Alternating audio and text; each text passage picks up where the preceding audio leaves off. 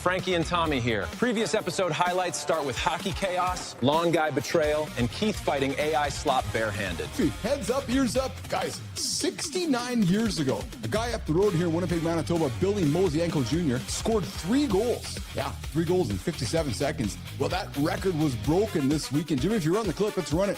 Mitch Marner scoring 3 goals. 3 goals before your coffee cools? That is not hockey. That is panic scrolling with blades. That's crazy because I'm here in Winnipeg where Billy's from, and for the longest time, there's a bowling alley down here. For the longest time, I was like, yeah, there's the guy that scored 3 goals in 57 seconds, Billy Mosienko Jr. I'm not, just Billy Mosienko. And this weekend, record broken. Yeah, Mitch Marner, 39 seconds, 3 goals, 39 seconds. 39 seconds for 3 goals? Most dads take longer finding the remote they're sitting on. Mitch Marner breaking Billy Mosienko's record. Can you guys believe it? I think it was one of those records we never thought was going to fall. Sure enough, done. Bingo. Zoom, zoom. Bingo. See you later, alligator. No, I know I was saying to you on Friday I wasn't going to hire somebody, but I found...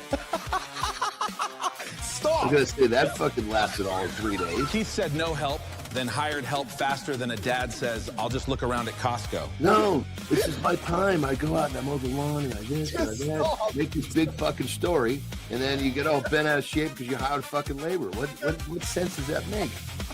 Well, just hold Who's gonna fucking believe you moving forward? You craft up one of these fucking wonderful stories about needing to go do something outside. I knew you were going to come at me.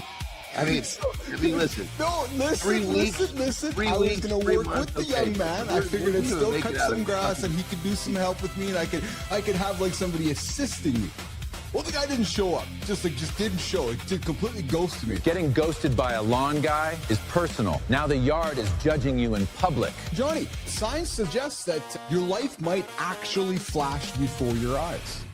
So if you had 7 minutes of your life flashing... 7 minutes of my life flashing would mostly be passwords, bad haircuts, and me reopening the fridge like evidence changed. What kind of moments do you think would be showing up? I was giving some thought to this myself. Some of it I probably can't share on the air, but... You know, what are some highlights? Like, what would be 7 minutes that you know for sure would be showing up? The doomsday fish is a nickname for the... A doomsday fish is why I don't trust oceans. Too much water, not enough customer service. A rare elongated deep-sea fish often linked to folklore for impending natural disasters like earthquakes and tsunamis. Yeah, like what I heard was that, because the first time I heard of it was, because I was at fucking ground zero. Yeah. Was 2000, I think it was 11. Yeah. When that Sendai got wiped out from the earthquake that created the tsunami. A bunch of those fuckers were coming up at that point. If nightmare noodles leave the basement of the ocean, I'm not being brave. I'm checking batteries and vibes. Yes. So scientifically, no proven causal link. Experts say beachings are far more likely due to the fish's vulnerability or ocean conditions, and any correlation with disasters is coincidental or folkloric. But here's the question. Yeah. If you felt good, I felt great. It's the time to go all out. That is the dangerous male sentence before a pulled hamstring and 3 days walking like furniture. Yeah, I know. I'm with you, brother. Exactly. You know, but here's the thing. I think often we don't go. So this morning, I did what I wasn't supposed to do. But I walked. Hold on. Why weren't you supposed to? Because I told myself I was going to recover today. But why were you going to recover today? You need to recover. No, you don't just tell yourself you're going to recover if you're recovered. No, I'm sorry. Let me rephrase that. I think I'm trying to adopt more of a recovery mindset. Right. Recovery your mindset sounds like buying knee sleeves and immediately acting like your joints have a management team. So trying to maybe lean more into what you've been kind of talking more about, which is not always trying to go hard all the time, not, you know, trying to find more of a balance. Right? I don't know if that's making any sense to you, but I guess I just want to make sure that the idea is not misconstrued. Sure. So the idea is to identify, like when you said, I'm gonna, you know, when you have to recover, if you've got the signal, it's time to recover. Like, oh, it's starting to rain, I'm gonna get an umbrella. Yes. It's fucking sunny out. Don't just fucking walk around with a goddamn umbrella. Just because you're in the mindset of it's going to rain. John just made recovery advice so clear, even the guy stretching in jeans understood it. I'm not going to go hard tomorrow just because that's just like in fucking the Backstreet Boys because everybody else does. Backstreet Boys catching strays during recovery talk is why this show needs adult supervision and better insurance. Yeah. No, you know what? You called it. That's exactly, you fucking nailed it right there. Think about it. More options, more drafts, more images, the ability to create more content faster than ever before, more ideas, more everything. So what does it mean? Well, more is not the same as better. This hits. Everybody has 14 browser tabs, 6 drafts, and 0 finished things, calling it productivity. Is more, nation? More is just more. That's it. And once everybody has access to the same tools, the advantage is actually no longer the tool, it's your taste. So I pride myself in the content that we are making here in the lab. I do not consider it AI slop. And I know that people that engage with us and enjoy our content would agree, not slop. The taste is knowing what is good. Taste is knowing what is garbage, what sounds fake, and knowing when something has weight or what to cut. And that's the danger though, because AI can make mediocre ideas look actually polished. And that polished mediocrity is going to flood the internet, and it already is. Beautiful nonsense everywhere. Beautiful nonsense is a resume with great spacing and absolutely nothing worth hiring. Professional looking garbage all over the place. Professionally formatted thoughts for people who've actually never done anything. But yet they're just like, oh, I'm going to make this great post and put it out there. Yeah, true story. That's not intelligence. You know what that is, Polaroid? That's just a decoration. And if you don't have taste, like I think too many of us humans, you're not going to know the difference. Think about that. You'll think that the clean version of what you made is just the good version. You'll think the polished version is the true version. Yeah. But what you're actually doing, you're just creating more, faster slop. Output. Taste is what separates the operator from just the button pusher. Sorry, Jimmy. And this is where I think a lot of people are going to get exposed. That is the warning shot. Watch the previous episode for more highlights like this. Full show is up next.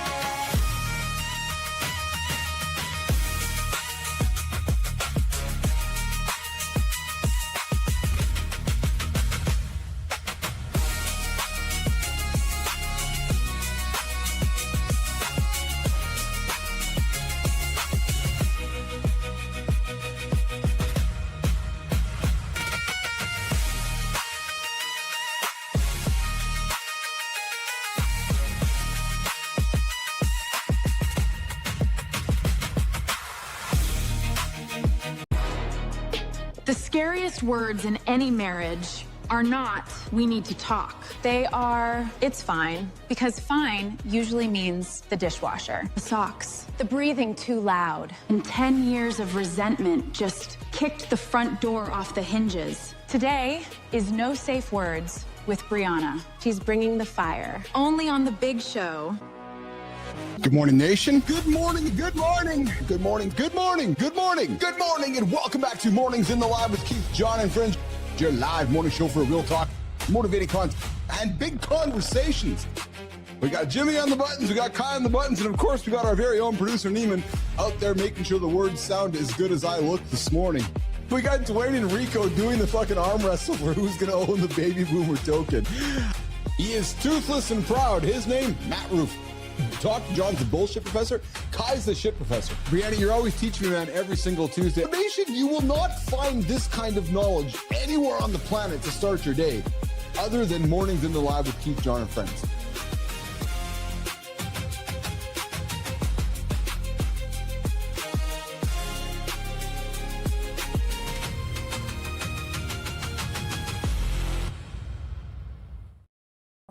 Let's get after it. Good morning, nation. Good morning, good morning, good morning, and welcome to the big show. It is Tuesday, June 9th, and we are live, baby. Day 160 of the year. And if you've been hitting that snooze button, baby, hey, I see you, Lopez, in the comments. No, I'm not AI. I am real. I'm the real deal. My name's the Handsome Chief. My name is Keith Billis. We get up, we get after it live right here at 8 o'clock Eastern Time, right after Matty Roof gets after it at 7:30, right here on the big network we call Mornings.live, Mornings.network. What is shaking? Dwayne Whitaker. Hey, coming up on the show today, Cheryl Whitaker will be hanging out with us. Brianna Bass. Yes, why couples who fight about nothing are actually fighting about everything. Yeah, we're having a conversation about fighting today. How to fight with your partner, whether you should fight enough, not should, whether you're fighting enough, whether you should be fighting more. Maybe we're going to learn how to fight. Yes, we're having that conversation with our very own Brianna Bass coming up. Good morning, Sam Wilmontane. Where are you joining me from this morning, Sam? I see you in the comments. Welcome to the big show that we call Mornings in the Lab with Keith, John, and Friends. Your show for the generation that we call next. We are the before and the after generation that is helping you guys get up and get after it. Hey, guys, what is shaking? What is shaking today? Hey, big day, big day. Heads up before we start. This show is for adults. Well, or kids disguised, or the man-child disguised as the adult. Yes, we do swear. Yes, we are going to go places that the polite morning television will not go. If you want polite morning television, go turn on the TV. And if you are at school right now with the kids in the back seat, plug in the headphones or say, hey, kids, welcome to the show they call Mornings in the Lab with Keith, John, and Friends. And if you're in the office, I invite you to close the door. And if you are at home with the wife sleeping or somebody sleeping, open up the door and scream, good morning. Welcome to the big show we call Mornings in the Live. Hey, today, Brianna Bass is joining us. Like I said, we're going to get into, we're going to set the rating on fighting. Yes, and good morning from Sullivan, 5 a.m. over there Pacific. I got a good committed segment for today. Could you imagine balancing on one finger? I got somebody who did it. And hey, one of my favorite bands on the planet, Metallica. I got a wonderful epic spot on the screen here today. And hey, you guys ever been in the gym and saw somebody bending over and his name was not Jimmy? Yeah, well, hey, I got something to show you guys here today, which is going to kind of blow you out of the water. Speaking of the water, Tom Brady has got a nut. Well, I'm going to leave that there. Yeah, we're going to talk to Tom Brady as well. And Tim Cook, yes, his last keynote speech was yesterday. What's the message for us dudes growing up right now? Yes, I said us dudes growing up. And of course, we also talk finance. We talk Bitcoin. Well, Keith and Johnny were getting into the Michael Saylor situation yesterday. He bought a bunch back. Yes, he did. So we're going to have that conversation today as well. And then today, coming up on the Morning Focus, listen, I said yesterday that people with tastes are going to have a very good decade. Yeah, taste in your work, taste in your gym. You know, hey, Jimmy, I was reading something online here today, and I swear somebody might have ripped off my Morning Focus yesterday. I was like, oh, that's what I said. I was like, oh, maybe that's the greatest compliment out there when somebody's mimicking what you're trying to do here every single morning. So today's show, the Morning Focus, we are going to get into, this show. Yeah, what we're doing here in the morning. My goal is not to entertain you. No, my goal is to punch you in the gut, get your ass out of bed, help you reach some audacious goals, and along the way, maybe entertain you. Yes, and I got a great monologue I'm excited to put on the table today. And hey, guys, what makes you curious? What makes you curious? Myself, John Anderson, Cheryl Raphael Whitaker, and maybe we'll ask Dwayne questions in the comments. What makes you curious. You know, I had a wonderful business meeting yesterday with a fellow, and he said, so Keith, what makes you tick? I said, curiosity. He stepped back, he says, interesting. He says, I don't think the world has enough curious people. I said, remarkably enough, I agree. And yet I think that we disguise ourselves as curious, but then when you sit down with somebody and you start having a good, intimate conversation, and I don't mean like intimate, like having sex, but just a good, intentional, like the kind of chats Keith and Johnny have, I'd like to think. You can really get a sense how curious somebody is by the way they respond, the way the questions are asking, and where their point of view is on everything, right? And the other thing I want to throw on the table is, again, came out of a conversation yesterday I had. You know what really makes me curious? I'm going to tease it. I'm going to drop it. Bottom of the hour, myself, John Anderson, and of course, our very own Cheryl Raphael Whitaker. It starts with joy. She gets after it every single day. Every Wednesday, right here on the Mornings in the Lab Network. Hey, happy birthday to my boo. Happy birthday, Brookie Bear. Brookie's 10 today. Yeah, she's double digits. Fuck, man, double digits. I said to her yesterday, I said, man, once you hit double digits the rest of your life, those digits go up, more responsibility. As the digits go up, you get more responsibility. And the funny thing is, to all my boomer and ex-friends out there, our responsibilities still seem to end. Carter's going to the auto shop today. Yeah, Dad's going to get a bill.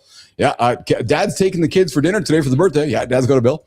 The parents are aging. Yeah, Dad's got a bill. Yeah, it just never ends. So, good morning and happy birthday to my very own Brookie. All right, guys. Jimmy, I see you over there, pal. We're going to try some new things today. Jimmy's on the buttons. I might try to press some buttons as well, but I think Jimmy's going to kick this thing off on a little segment on a show that we call Mornings in the Lab with Keith, John, and Friends, and a segment that we call The Morning Loop. Starts right. Sterling, come here. Try this salad. It's breakfast, it's clean, and I'm proud of myself. Is that cucumber? After yesterday's show? Brother, that vegetable is not innocent anymore. Relax, this is a fresh cucumber. No drama, no incident report, no medical team. So one weird cucumber story hits the show, and now you're eating it at sunrise? Fascinating timing. Nation, don't listen to him. I made a salad. That's it. Stop smiling like you know something. I'm not judging. I'm just saying, that bowl needs a chaperone and a signed consent form. The cucumber has boundaries, Sterling. So do I. Good morning, nation. Let's start the morning loop.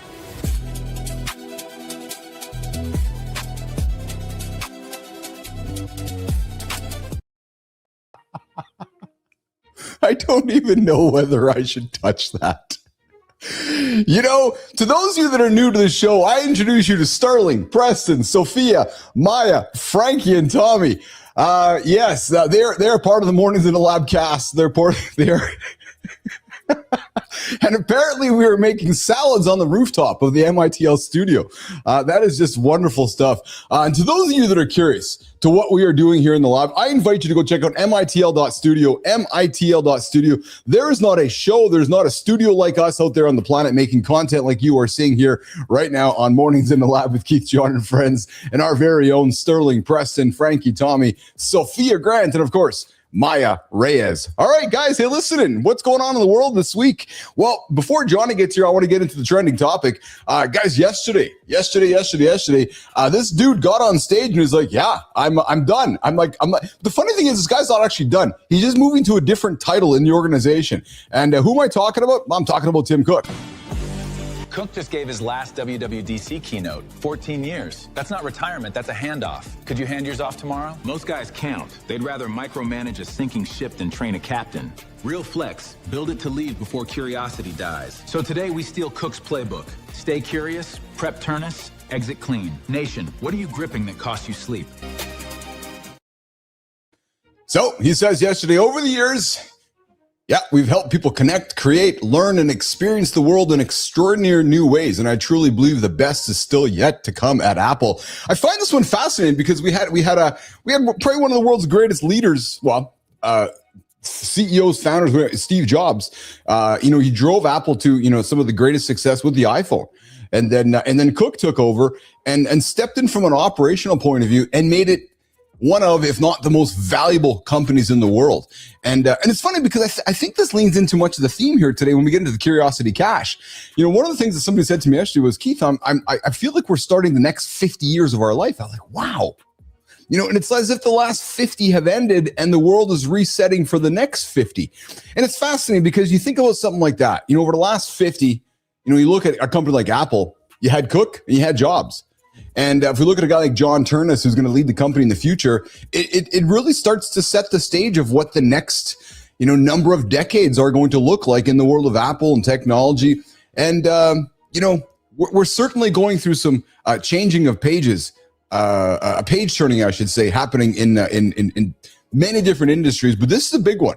And, later this year, they're going to release the iPhone Fold, a number of new products. So all eyes on Apple and to see what's going to happen. But, in some ways, too, I think this is a lesson for all of us, all of us dudes out here in the community, all of us Xers and boomers that are thinking about the stage in life. Like, when do you stop?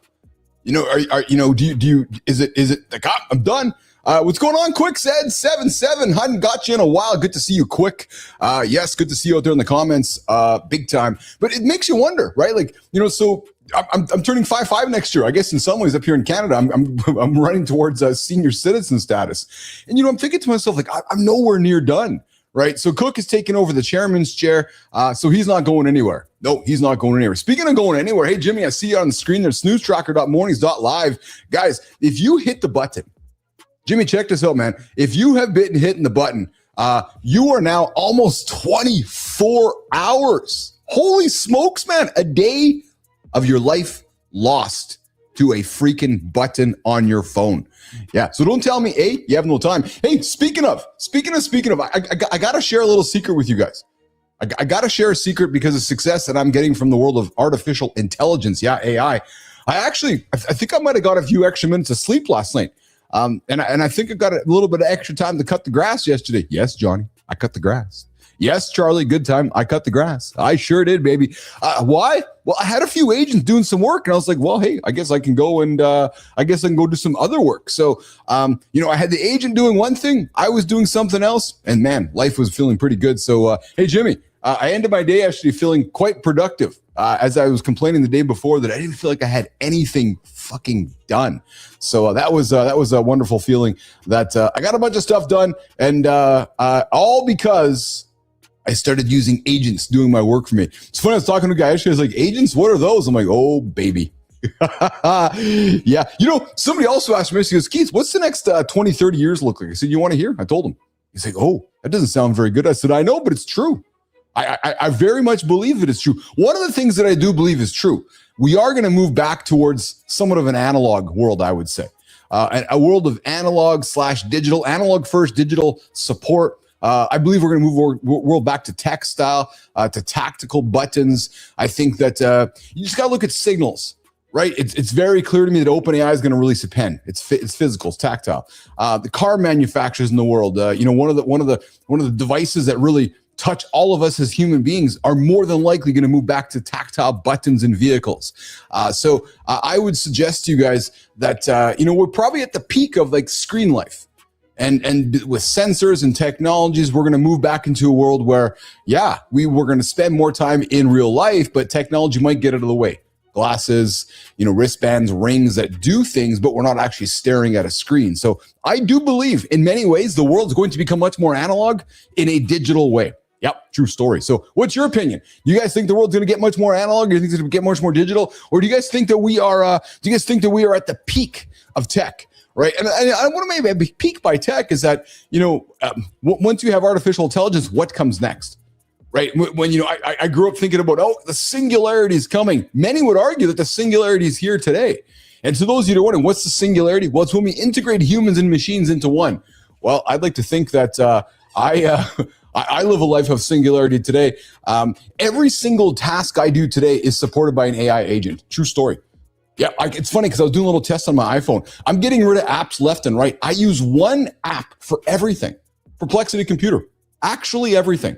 It just does, and I just live in it, and it just does my work for me. Speaking of doing work for me, this guy will not do any work for me. No, why? Because I'm his assistant. What's his name? His name's John Anderson.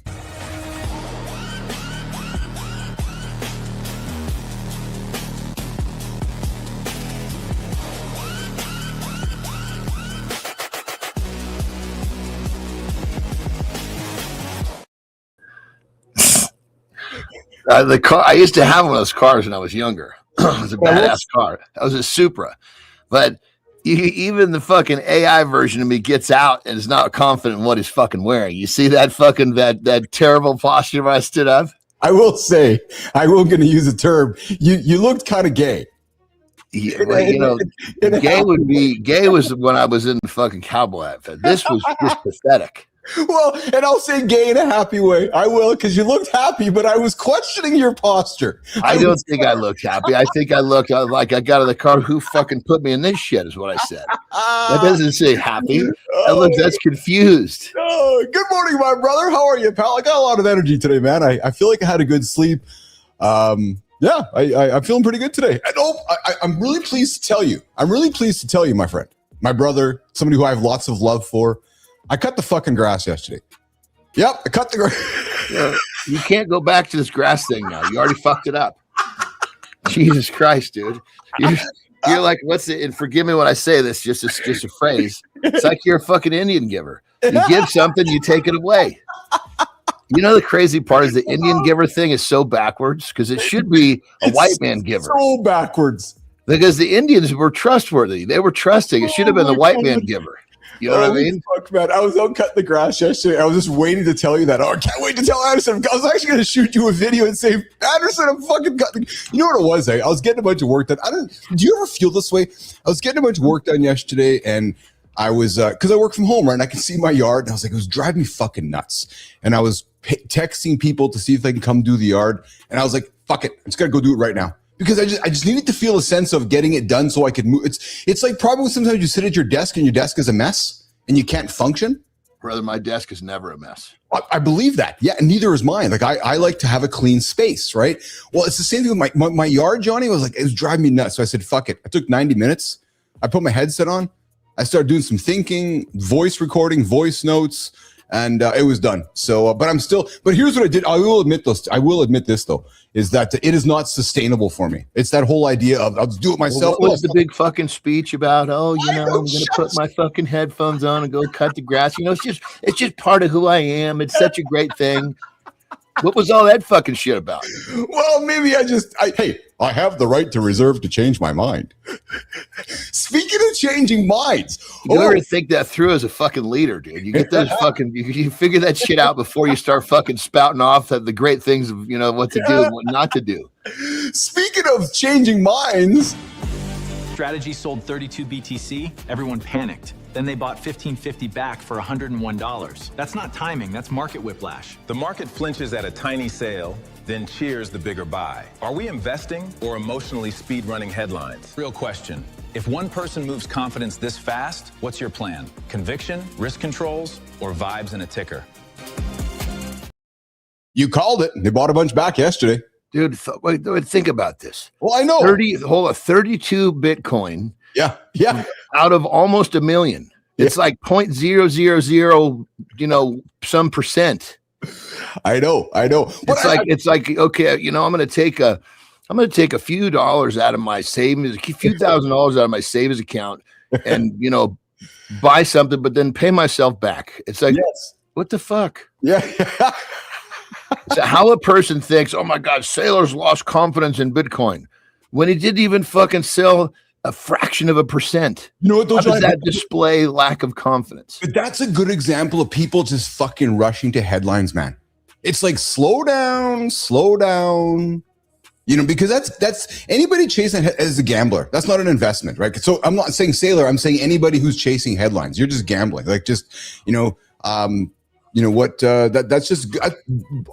good investment strategy, frankly. So there you go. Hey, how's the last 24 hours? What happened in your world? Anything exciting? Let me think here. Yeah. Yesterday was a pretty solid day. Got a lot done. Got it in the afternoon. I definitely needed some recovery time, so I shut it down a little early. Took a second nap. Felt pretty good. So yeah, all in all, can't complain. I had my terms is the key. Oh, nice. Yeah. I had a pretty busy day. I practiced this yesterday. I thought that this could be fun, trying this out yesterday. And I was, look at this, man. Talk about committed. So this is, I can't even wrap my head around how you do that. And I'm serious. Like a cat, like, so, and I was it's a It's called one word, brother. Committed. That's called reps. Practice. Yeah. Like, just look at that the way, like, let's just think a lot. Did it start with hand probably, and then 5 fingers, 4 fingers, 3 fingers? Next thing you know, he's got 1 finger just hanging up there on his body. Like, that is just a committed, and it's funny because people can't even, people can't do a lot of things. This guy's hanging up there on 1 finger. It's because because people don't practice any one thing. Well, that's an interesting statement. It's rare that we do, eh? That's the fuck. I mean, that's stripping things down to simple. Okay, look at people. Yes. They practice. They practice nothing that gets them anywhere. They practice being a fucking walking zombie. They repeat the same shit over and over and over. Yes. And wonder why their fucking loop is not migrating in the direction they want it to. Yes. Good morning, Lauren. It's this, you got this going.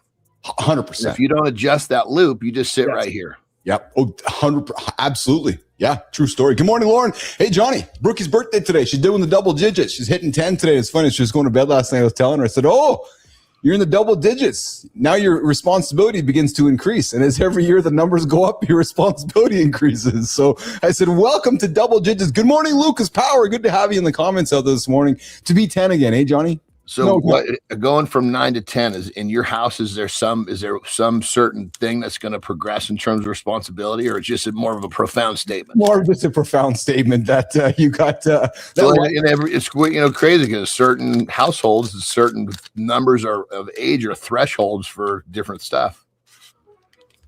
It's interesting. I never thought about it that way. I guess in my mind, they're just things that you learn as you grow up. And I she's 10 and there's more responsibilities that come with that. Metaphorically, there's a lot of things that happen when you start becoming 10, 11, 12. You're 3 years from a teenager. You're 10 years from 20. You're everything's going up, kid. Bills are coming. Everything's coming up. You're not just 9 anymore. To be 10. Hey, we got Cheryl Whitaker joining us in the show here today. Johnny, I got a conversation with you. And of course, we got Brianna Bass jumping on the show today too. Why couples who fight about nothing are actually fighting about everything. And then I got the big question for us. Came up on a call that I had a business meeting yesterday, which was, what are you curious about? Don't answer it, but I'm serious. Like what makes you curious as a 54-year-old male? Because I've been talking to some dudes lately that just seem to have lost all curiosity. And I know you and I lean into interest often on the show and the power of interest. But man, there's a lot of dudes that are losing curiosity. And I'm like, why? Like there's never been a better time to be curious.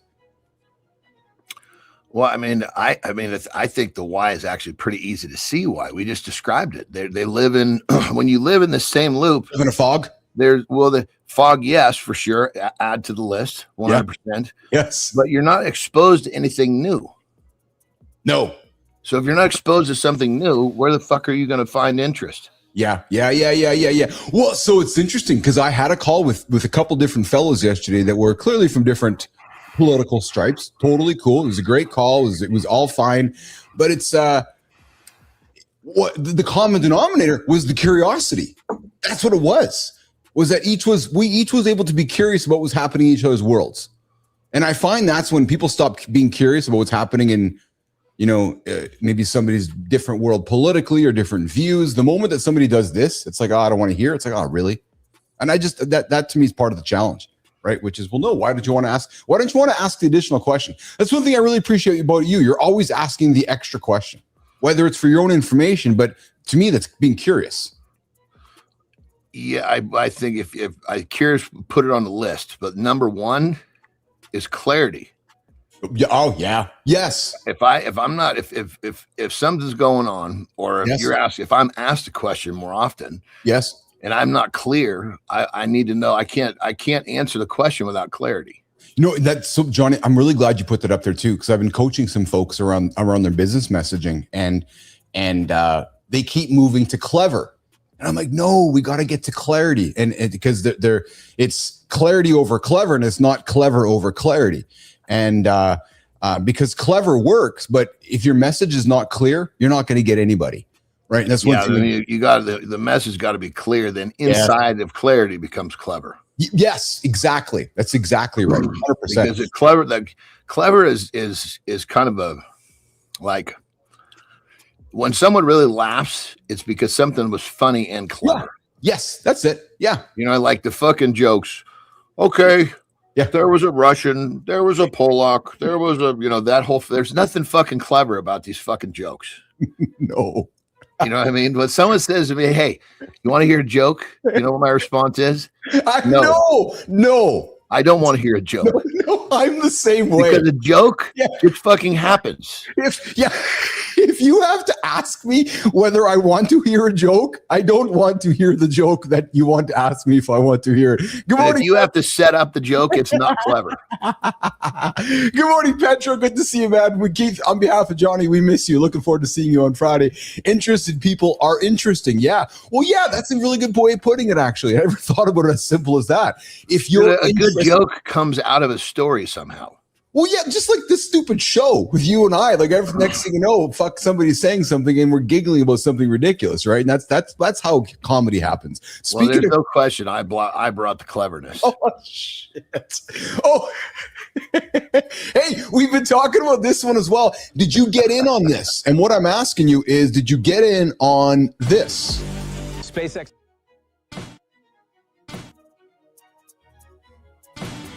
No, SpaceX IPO is already not going to go for me. Oh. SpaceX IPO is already 2x oversubscribed. $150 billion chasing $75 billion. Biggest IPO ever. Maybe? Rockets or hype? Both. Demand isn't value. Morningstar says $780 billion, while the deal screams $1.75 trillion. That gap is the story. Rich people are speed dating a rocket company. Orders close Wednesday, trades Friday. History or Earth's loudest FOMO? I think this might be the biggest catastrophe, maybe. Yeah, I don't know. I mean, the way I look at it is, you know, the idea of getting in early is something, meaning that you found, I was not thinking $135 a shot. You know what I mean? Did you freeze? No, I'm there. Yeah, I got you. Keep going. Yeah. You know, $135 a shot. That was and then the fact that you may not, the whole thing kind of lost its luster for me. Dude, I'm right there with you. And I think we're the same way, because everybody's running in that direction. And you and I are like, okay, we'll go in that direction. Because I think you're bang on, man. The whole world is going to be going to buy it. And it's not, it's just, I would short it, if anything. Well, that was a thought, but then, you know, if you short this thing, whoever you got it from probably won't sell another one, the next one to you.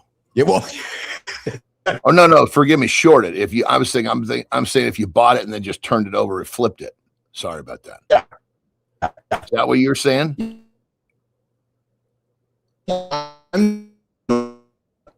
You're frozen, brother. Did I freeze again? Shit, man. Yeah. There we go. I believe like shorting it. Like I do not believe it's going to hit the numbers that they're predicting. Right. Well, that's what I think what happens is it'll be on the open market. It'll fucking go way the fuck up, way the fuck down. Yep. And then once it's down, if it's cheap enough, then I'll buy it. I bet you it settles. Here's my prediction. I bet you it settles around $99, $100 a share. You know what it comes down to in this environment? I like to just have, I don't know. The stock market is one of those to where like, I don't really like to own stocks. That makes sense. 100%. You showed it before. Yeah. Yeah. I mean, I'm good with options because it's just, I'm not stuck with something. Well, no, so that's the same philosophy that I have. Again, it's funny that we've kind of learned it about it with my investor, Jeff. He's very much the same way. He's like, his comment was, Keith, you don't always have to own the company. There's ways to make money in the company without actually owning it. And he taught me about puts and options and so forth. And I've made a lot. And it's funny, man, you make a few $1,000 here, a few $1,000 there, a few $1,000 here. Like, holy smokes, the year happens, you accumulate a few $1,000 here and there. And next thing you know, you've made yourself a lot of thousands of bucks on these little puts and options along the way. Yeah, the thing that there's just the times are so uncertain and there's so much going on we don't know. And God damn it, it's like all-time highs, all-time lows, all that shit. And so I would rather, I don't know, I just in my heart of hearts, I just don't feel like having money in the stock market is the place where I'm comfortable. Yeah, that's fair. That's fair. You know what's freaky, man? Have you heard of a screw worm? I just heard that. Where did that come from? There was some sort of a screw worm fucking thing going on right now. Yeah, you and me both. Where did I hear? Texas thought screwworm was history, like dial-up. Now USDA confirms new cases. Larvae eat living tissue and wounds. It's back. It hits cattle, pets, even people. Rare, but real. One infected dog came back from Mexico. Spread across counties, fast. USDA's counterpunch. 10 million sterile flies a week, plus big money. Question is, contained or just the opening act? Coming up, Cheryl Whitaker is going to join us. Joining this, we thought this was eradicated in 1966, but it's back, and it attacks humans too. So yes, animals. So do ticks. Yeah, yes. I mean, fuck, man. Let's not blow this out of proportion here. Yeah. That's fair. That's absolutely fair. That's yeah. So I'm certainly not here to create any fear mongering. This is again back to curiosity. There's a fucking screwworm crisis happening across the United States. You know, we got Ebola happening on the other side of the pond. We got some screwworm situations happening here, and we got ticks out of control. Well, we've got a flu thing crushing us every year too. What's the number of the amount of people that die from the flu is fucking insane. Yeah. We don't have a lot of reports about this. You know what? What's fascinating to me is, and I'm going to have this conversation with you guys in a few moments around being curious, is that I feel like we're living in a time where everything we were taught is like non-relevant anymore. It's like what? Because we can question everything. Everything can be questioned, and it's where when we were being raised in that era, there was never any questioning. It's like, okay, it's the truth. Okay, that's the truth. Who says it's the truth? Well, that's just what it was. But now it's like, no, I don't know. Is it the truth or not? Right? So. Because that's just we question everything, and I'm okay with that. Well, I agree with you what you're saying, but I think that you're also talking about a certain demographic of people. Oh, think about it. So when we were kids, the news. Oh, fuck! You heard it on the news. It was real. Then the internet came. Yeah. Oh, fuck! It was on the internet. It was real. Yes. Now we got ChatGPT. Oh, fucking ChatGPT! I mean, Jesus Christ. Yes. ChatGPT will give you whatever the fucking answer you want if you ask it properly. Yes. Yeah. Well, yeah. I mean, now it's like first thing it'll give me an answer. Okay, please look deeper to make sure there's nothing you didn't miss something. Yeah. Guaranteed it comes back with another perspective. And if you ask it again, it's like asking a bunch of researchers. Yes. So take 5 opinions, not one. Hey, Tom Brady's back in the news in a good way, and he's got a fun product he's launching. Check this out. Brady launched coconut water called Good Nut. 3 flavors, sold on GoPuff. The internet turned it into a meme factory. That's branding jujitsu. Simple product, hilarious name, instant shareability. The joke outran the hydration pitch. Turned it into culture bets. The drink isn't the story. Attention is. Memes move markets and mind share. Talk about clever. Good nut. But yet also clear. You know, a simple fucking product, coconut juice, coconut water, and calls it Good Nut. And the internet yesterday had like this comment you can think about all the good nut, nutting, drinking, all that shit, right? So, and of course from Tom Brady. And get this too, to Polymarket, that betting platform we've talked about here on the show, 9% odds of Tom Brady announcing a presidential run for 2028. So actually 9% odds that he's going to run for president. I have a hard time seeing that one. Well, so do I. Like, come on, Anderson. Honest to God. You think he's got nothing better to do? Yeah, I'm going to go be president of the fucking United States. Yeah, I don't know. I mean, I don't know him, but I mean, I just know what I see of him. Precisely. I don't see his interest fucking pulling him out of his love, which is fucking football. Bingo. Interest. Exactly. Speaking of interest, she's been patiently waiting for her. We're going to bring her into the lab here. Jimmy, I'm handing over the controls to you, my brother. We're going to get into the Curiosity Cache. What makes you curious? We're going to have that conversation coming up right now with our very own Cheryl Raphael Whitaker this morning on Mornings in the Lab with Keith, John, and Cheryl, and all of our friends. Curiosity is the difference between loving someone and managing them. One is alive. One is a calendar with chores. That's romantic as hell, Maya. Also terrifying. Some dudes think, "How was your day?" counts as emotional cardio. It doesn't, especially when he asks while staring at his phone like his thumb pays the mortgage. When curiosity leaves, certainty moves in. That's when a man stops meeting his wife and starts remembering her. And not even the current version. He's married to a mental screenshot from 3 years ago. Chief's opening the room today. What happens when a man stops being curious?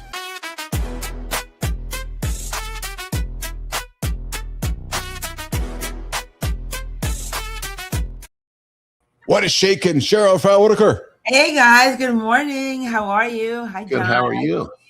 I'm good. Minus the screw worm. I literally was sitting here with my eyes closed, like peeking to make sure like I wouldn't open them until that picture was gone. So, are you familiar with screwworms? I do not like worms of any kind. The only time I think of worms is when Johnny told the story of his buddy who was taking. I know I'm going to wreck the story, John. So sorry. I think it was something along those taking ivermectin, and he found a fucking worm in his toilet. Wasn't that what it was, Johnny? You had a buddy, something like that. Close enough. Close enough.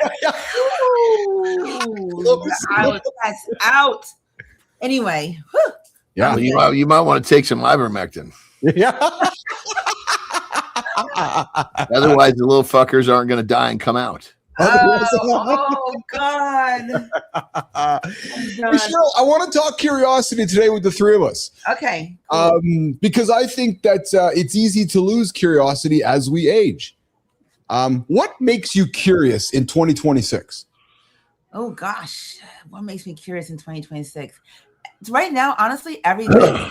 It's interesting. I have a friend who used to describe me as one of the least curious people that she'd ever met. Right. So, for example, if somebody said that they were pregnant, I'm like, hey, so-and-so is pregnant. I didn't ask like when they were due, blah, blah, blah. I wasn't getting into the details, mostly because I felt like it was nosy. But now I'm kind of like nosy about everything in this season, especially with AI, the work that we're doing here on the network, the things that are going on in the world. I don't know. I can't narrow it down really right now. I'm just curious about everything. John, what makes you curious? And I'm serious because what I'm really enjoying is I continue to get to know you. When you're not on show in your private life, I know you don't watch like fucking regular television type shit. You like to learn. You love to stimulate your brain.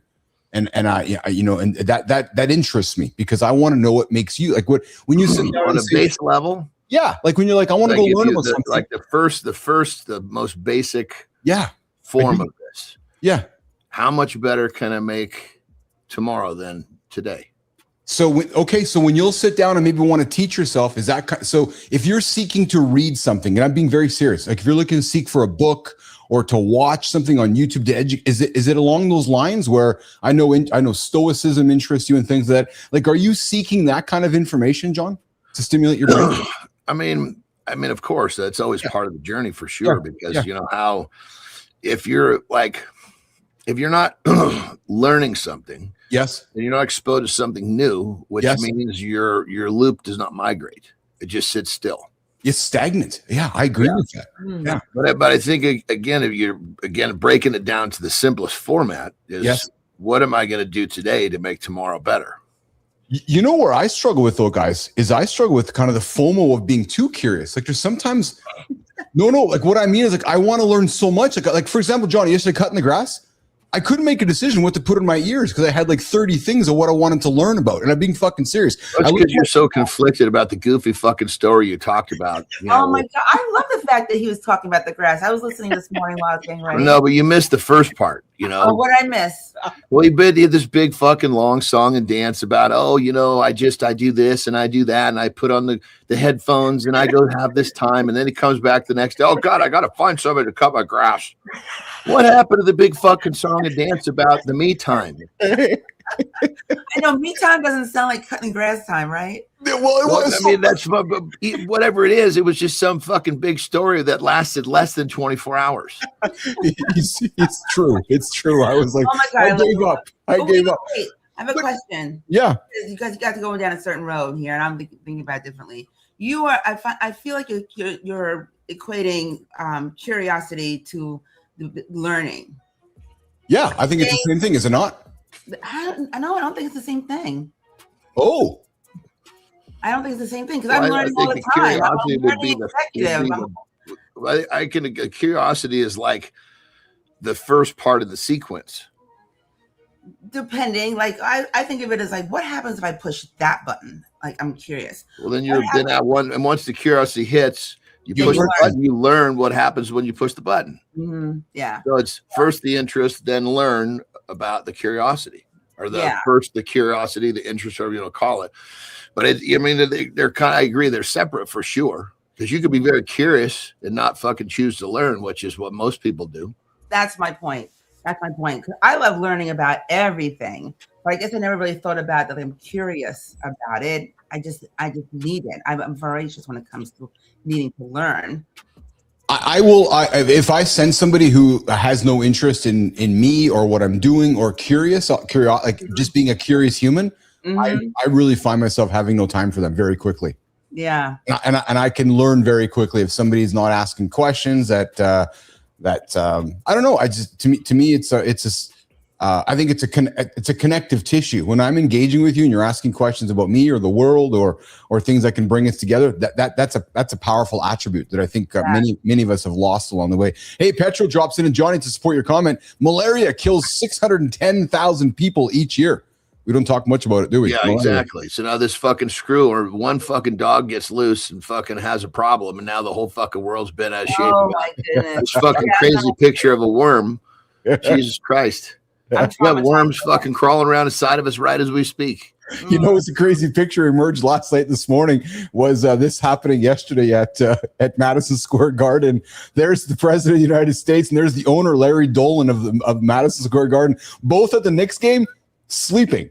So and that was not a game to sleep. One of the most expensive games. Dude, when I'm fucking 80 years old, I'll be fucking sleeping at that time as well. I love it. They're one of the most expensive games in NBA history. They're both just, but you know what? That's fuck you money, right? That's like, yeah, I got enough money. I need to fucking sleep right now. I gotta sleep. So it's just close my eyes. And I have nothing to say. Hey, by the way, Dwayne says here, you can learn without being curious. Someone can teach you a lesson. So that sounds to me like. Maybe like listen more, talk less. Yes. Yeah, that's a very good comment actually, because you're right. You can learn without being curious, because you fuck up, make a mistake, and someone's going to teach you something. You're like, oh, I wasn't expecting to learn that today. Next thing you know, I've learned a lesson today. Well, I think one of the things I have to be careful with, it's the old saying, curiosity killed the cat. Yes. You have to fucking make sure that you're careful what you're curious about. Thank you. Curious about things that are going to help you, help your loved ones. Don't be curious about shit that's going to set you back. Yes. Yeah, absolutely. Good morning, everybody. Hang out with Keith and John and Cheryl Whitaker on Mornings Live with Keith, John, and friends. Hey, Johnny, I got something here, man, for you. That's I know we talk often on this show about peptides, and this is one that I wanted to just throw on the table here this morning. That was about Jimmy, the semaglutide trial. That's early signal for some slower biological aging. This one here is, check this out. Ozempic just got an aging headline, not magic. An RCT saw semaglutide slow epigenetic aging markers about 9% over 32 weeks. Before you chug the hype, it was adults with HIV-related lipohypertrophy, not the general weight loss crowd. Still, Dunedin Pace and PC Grimage moved. Real value. GLP-1s may touch inflammation and organ aging signals, but you don't reverse time. Pair the lever with sleep, lifting, food. And what continues to fascinate me is all of the things that were coming out of the results of, so we developed the drug for this, but we're learning so many other things because of it, which Johnny's fascinating to me. Mm-hmm. Yeah, I mean, I think the whole semaglutide fucking conversation should be over, because it was the generation one. It was the most rough cut of the group. Yes. The at least generation two, which is widely used and on the market, that would be the one that would be the most helpful to have studies on. But then Gen 3 is right around the corner too. Actually, I've heard of different pharmacies actually having it, which I don't understand how, because I don't believe it's been fucking cut loose yet. I've heard that same thing, Anderson. I was going to actually ask you about that. I've heard that same thing. I think what it is, I think it's some of these when I say legit, they're the 503s, the ones that are not in the research space. I'm in the research space. Oh, okay. They're coming in. They just like, they want to come in to take a piece of the action for they're supposed to. Oh yeah. I don't know. I mean, I haven't really looked into it. Don't really care. I literally have seen some pictures. People have sent me pictures. Like I was sent a picture of a bottle of retatrutide, labeled as retatrutide from Stryker, which is one of the biggest fucking pharmaceutical providers. Like one of the probably top 5, I would guess. I don't know. Yeah. Hey, Cheryl, where do you fall in the world of GLPs and peptides and so forth? They're obviously on the female side of the conversation, the male side of the conversation. They are part of the conversation in 2026. Where do you fall? I am part of the conversation. I take a GLP-1 every Wednesday. Oh, no shit. Which I'm assuming is Gen 2, probably some version of tirzepatide. Yeah. Yep. It's what's it? Not Mounjaro. Zepbound. Yeah, Mounjaro and Zepbound. If they're just, it'd be like, if we created a product that's called X, and we sold, and that was, basically other people sold it under XYZ. Yeah. Yep. Exactly. And for insurance purposes, although mine's not covered by insurance because I'm doing it for weight loss. But I got to tell you, I've been on it for a year. I got how much are you paying for that? Because a lot of times you just get $300 a month for the 2.5 milligrams, the smallest. I'm on the lowest dosage. My body could not handle anything higher than that. So I helped Wayne, your man, give some stuff for your dog, right? Mm-hmm. Yeah. So the link that I gave him, you can find that product there and probably cut your expense by 2/3. Really? Yeah. Okay. Yeah, listed as fuck. I'm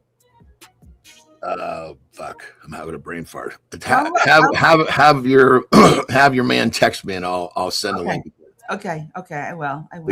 Because we're we don't, I guess you'd say we have our own name. Cheryl, how has your journey been with it? It's been interesting. See, for me, the biggest issue has been food noise, and I would think about food. Talk about that with me, because Cheryl, what we need to do is you need to go to Gen 3, which is retatrutide, because that literally has part of its action is to massage that addictive center of the brain. It's the dopamine chasing behavior. That's what you're describing. Yeah. Woo. Gen 2, what you're using, doesn't have that. Yeah. So Cheryl, because I've heard Johnny talk about it, and as you've been listening to our show, I'm fascinated about this. I'm walking towards this journey, and I've been hearing a lot about food noise. I want to hear it from your POV. Educate us that haven't. Like, what's that mean to you? Like Cheryl Whitaker, what does that mean to you? That means that on a almost constant basis, my mind is drifting towards the subject of food. So if I'm eating breakfast, I'm already thinking about, what am I going to have for lunch? Really? What am I having for dinner? Or possibly what else you should have for fucking breakfast, correct? Yes, correct. And if I'm going out we have got date night coming up on the Thursday and it's Monday, I'm already thinking, what am I going to have for dinner at Sweetwater's? All right, Cheryl, check this out. We're going to turn that off like a fucking light switch. How's that sound? And cut your costs in half. That part. Have your man text me. Okay. All right. I will. I'm curious about, Cheryl. What Dwayne comes in and says, no, it's $100 a month. I'm curious about, Cheryl, as I've gotten to know you though. So you talk food noise, but what's also fascinating about me is you are a forward thinker. For example, 3 weeks ago, you were saying to me, what are we doing for the July 1st show? I'm thinking, holy fuck, I'm not even thinking that far ahead. So, and I'm not saying that as a negative, but I'm saying that as your brain is clearly always thinking ahead. So it is. At what point is it noise? And at what point is it your brain just being your brain? Oh yeah, but constructive versus non-constructive thought process. It's literally, I could sit here and have breakfast, and I'm immediately thinking about a snack. I'm like, that's ridiculous. I just had breakfast. You know what I mean? It's Cheryl, when you agree, it's the difference. Like Keith's example is a constructive thought process. Yeah. What you're describing are unproductive thought processes. Yes, exactly. Dopamine chasing behavior is usually not productive. Yes, agreed. And I am, to your point, Keith, I'm a doer. You know what I mean? Yeah, so I love to get like shit done. Yeah. And I'm always thinking about the next. This is different. This is kind of like, when it comes to food, it's more like comfort. I'm happy, I'm hungry, I'm sad, I'm hungry, I'm bored, I'm hungry. You know what I mean? Like those it's like, it's just very, very different. And Keith, I would say your brain works very similar. What you describe with Cheryl's, you're just not thinking about the same thing. You're looking ahead too. Fuck, you're just not. You're just not looking at the same thing she's looking at. Yes. That's a fair comment, John. Yeah, you're absolutely correct. Yeah. Yeah. I mean, if anything, you're looking way the fuck past July. Right. You're looking at fucking July 29. Yeah, all the stuff that you're building on a Oh, regular no, that's fair. That's fair. So it's funny because I think about food too, nonstop. And that's You have it as well. That's why I'm fascinated by the conversation about food noise. That's why, Johnny, I'm so leaning into when you talk about it, because I think we're very similar in that way. And that's why it's so fascinating. Like, what does it mean? Because I have it right now. Have it, brother. When you're thinking about eating what you're not supposed to, that's it. Yeah. Okay. Oh yeah. Okay. But Like, for example, I'm going for dinner tonight for Brookie's birthday. Sorry, guys, I'm going for dinner, and my mind's racing what I'm going to eat. Like, John, That's it. That's what she's literally what she's talking about. But when I'm on the medication, interesting. When I'm on the medication, it goes away. Like, I'm thinking about now, all right, we're going out to dinner tomorrow night. We always do on a Wednesday. But I'm thinking about it now because we're having the conversation. I haven't really thinking about it. And that is not me. Well, check this out, Cheryl. So you're doing this because you're trying to, I'm assuming you pointed it was for weight loss, right? Yeah. So what Generation 2 is doing is it's basically helping you eat less, right? Now, let's assume that we had that, but not quite as strong. So you're able to eat comfortably, because I'm sure once you do it, your eating changes a little bit once it hits, right? Yeah. Let's just say that there was another part of this that in the message of the molecule, it said, hey, you see that stored body fat? Let's go use that for fuel right now. So you're going to burn body fat as a mechanism from the actual peptide, not just from the limitation of what you're eating. Totally two different fucking things. That's two different things. Not to mention it's helps with insulin sensitivity, which so now like Alzheimer's is being kind of dubbed as what is it? They're diabetes type 3s. There's type 1 birth, type 2, you give it to yourself. Type 3 is basically there's like Alzheimer's. Check this out. Jimmy, if you can find this, find a scan of a brain of an Alzheimer's brain sitting next to a healthy brain. Healthy brain looks like it's plump like a grape. Alzheimer's brain looks like a fucking raisin because it's been starved, because it's the starving brain is what creates the problem. Well, insulin sensitivity helps the brain get fed. Oh, wow. So it actually is becoming more of a longevity thing, drops blood pressure, drops bad cholesterol, attacks visceral fats, decreases inflammation. All of these are not in Gen 2. Wow. Hey, John, question for you about this too. So if somebody decides to go on one of these products and still eat shitty food, like, so they still eat the crappy food, like they don't change their habits, right? Will they still lose weight? Not body comp, but lose weight. Like, so let's just pretend Joe. I got you. And I'm going to explain. I know exactly what you're saying. So Gen 1 and Gen 2, these were basically just restrictors. Okay. So you're going to lose weight, which is muscle and fat. Yes. Right? Okay. Now Gen 3 was designed. Okay, there we go. See, it's all sucked up. Oh yeah. Yeah. So Gen 3 then basically still helps with the limitation, but more from limiting the dopamine chasing behaviors, right? It helps you eat the right foods. It'll help you eat less if you take enough. But the sweet spot that I say is when it's time to eat is no problem. You just don't care what you're eating, right? That's the key. That's the sweet spot. And I'll help you find that spot, by the way, Cheryl. It's not just a matter of just doing it. You might have that in a different spot. Well, you will have that different than everybody else. Either way. But with Gen 3, retatrutide, and I'm honest, but I don't like to be honest about this. If you took this and didn't change anything, the third agonist, the glucagon receptor, you would be burning fat without choice. You don't have a choice. Like, so wow.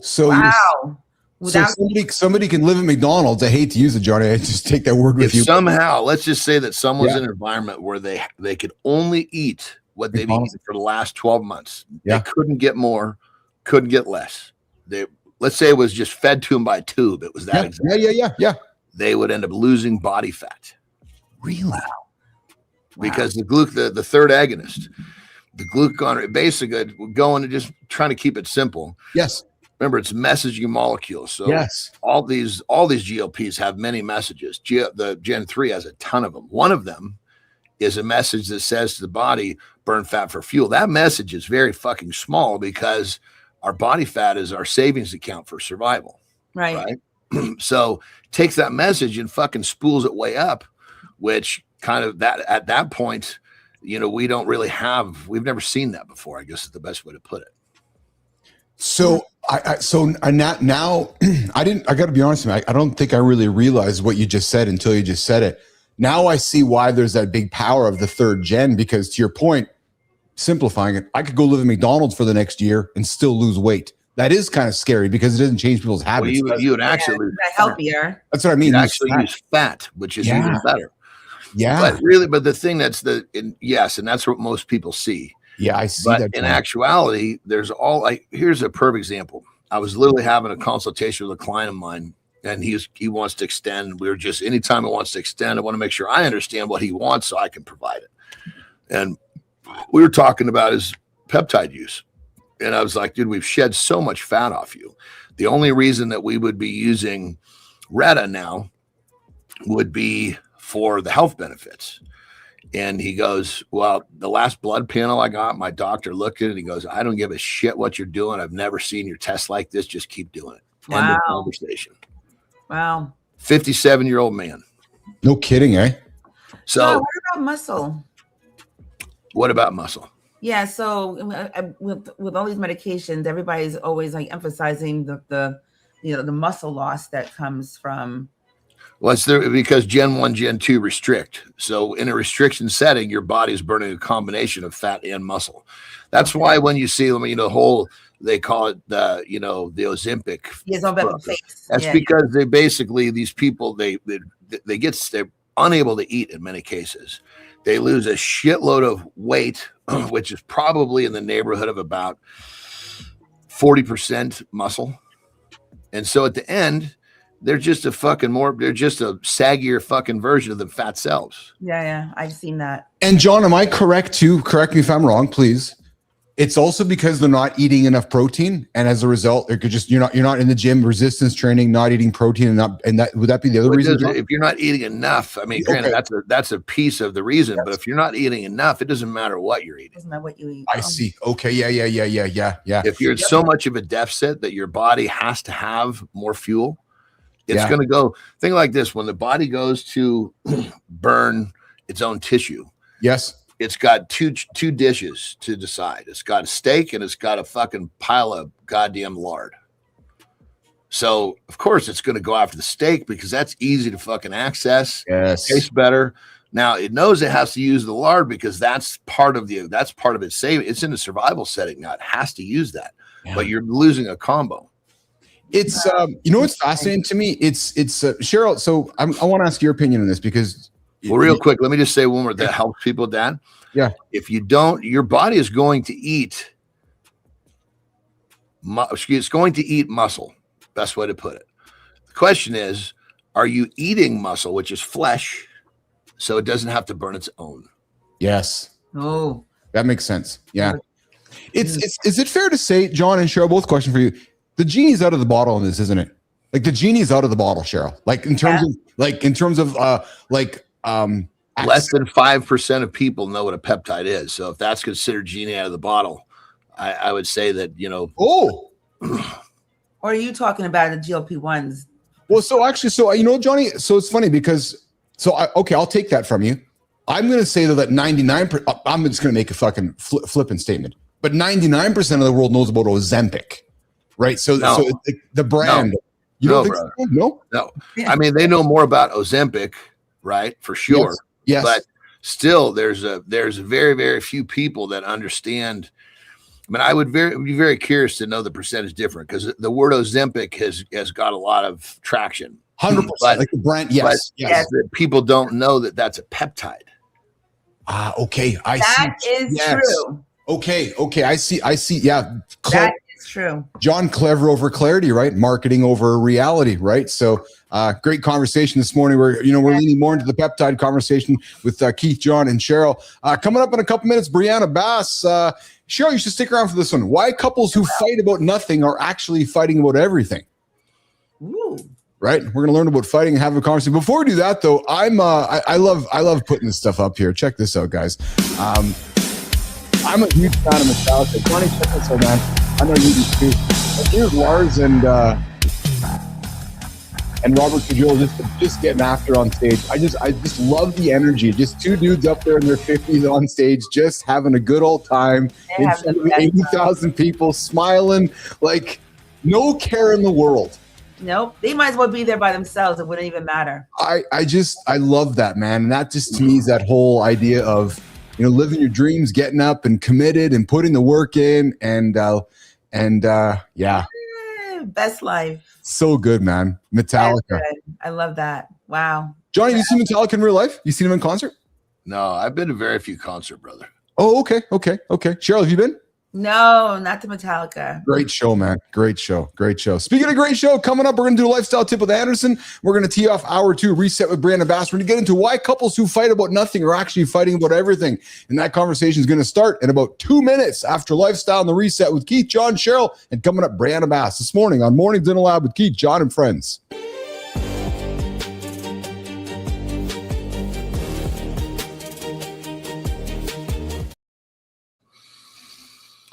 Lifestyle tip. All right. You hear this whole thing of if you could just get 1% better every day, the way that it compounds is like crazy. Let's just say that's not even 1%. Let's just say it's 0.25%. Let's just say it's a smidge, right? A smidge better every day. Most people believe if you get a little bit better every day, it totally changes things after a fairly short period of time. Why do you do that? That's the question. This is the tip. Do something today that makes tomorrow a little bit better. It's so fucking simple. But the question is, and going back to these tips, I'm trying to get you guys to ask yourselves questions. What are you going to do today to make tomorrow a little bit better? And if you create this simple habit, whatever you want to call it, I know sometimes the word habit, you guys get all freaked out by the word habit. But if you execute this daily, your life will change so fucking fast it'll make your head spin. But unfortunately, most people just live inside this loop, as I call it. It's the loop, your 24-hour loop. But they don't do anything to make sure that that loop is a little bit better tomorrow. And if you do this, this might be what you're looking for. I shouldn't say might be, it will be. The question is, do you have the balls to keep doing it every goddamn day? I'm not talking about Monday through Friday. Stop this whole Monday through Friday bullshit. That's connected to the job you don't want to go to. What we're talking about is something that should excite you because you know tomorrow is going to bring something a little bit different. So, you want to change your life? It can be this simple. But ask yourself a question. What have you done or what are you going to do today that's going to make tomorrow a little bit better? Rock and roll.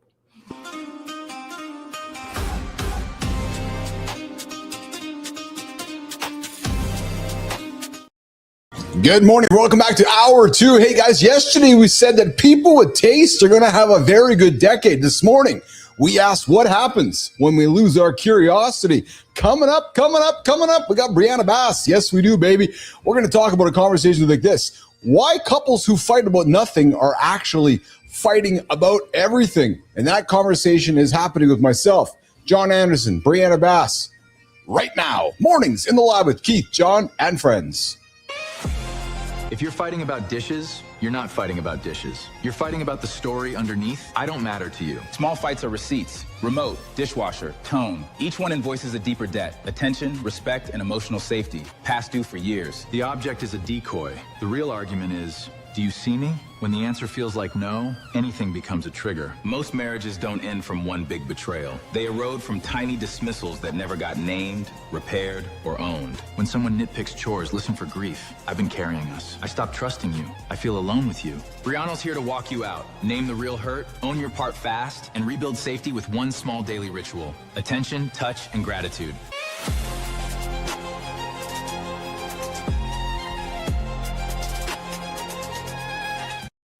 Yes, our very own Brianna Bass from Shakin' Brianna. Hey there. Hey there. How are you? Sorry for the throat. That's okay. Oh, you have a little bit of a throat today? I'm pretty sure I have like strep throat or something, but Well, dude, showing up. I love it. I love the fact that you're here. That is awesome. Says a lot about you. We got Cheryl Whitaker joining us here today, and Johnny, we're going to get into a conversation about, I love the intro. I love the intro. Just is sexy and it's fun and it's just interesting. Cheryl, meet Brianna. Brianna, meet Cheryl. Brianna, it is so nice to finally meet you. I watch you every Tuesday, my friend. that makes me feel so good. Yes, thank you. Thank you. I appreciate that so much. So let's get into it. John Gottman. Yeah, legendary John Gottman. He put 2 cameras on couples in a Seattle apartment, Brianna, and then watched them fight for 15 minutes. And their names? Cheryl Whitaker and Dwayne Whitaker. All joking aside, the Love Lab, they called it. 3 years later, Gottman could predict with about 94% accuracy which of those couples would still be married and which one would not.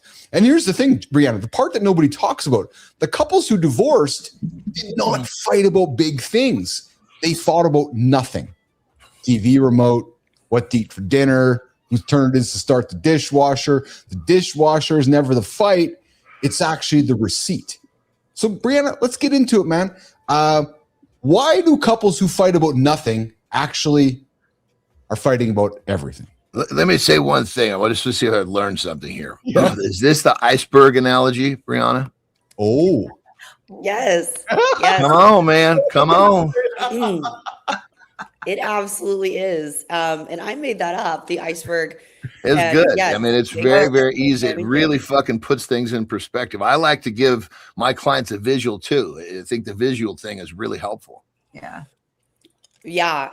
And John, you weren't on here. I am incredibly under the weather. So I am not myself today from a voice standpoint. And that sucks because I don't know if we've ever done a show that aligns with my expertise the way this one does. This is out of my expertise. I would say this is my most expertise out of my expertise. Oh, okay. Well, I would have never known had you not said it. I would have never known. So really? You're holding it together well. Yeah.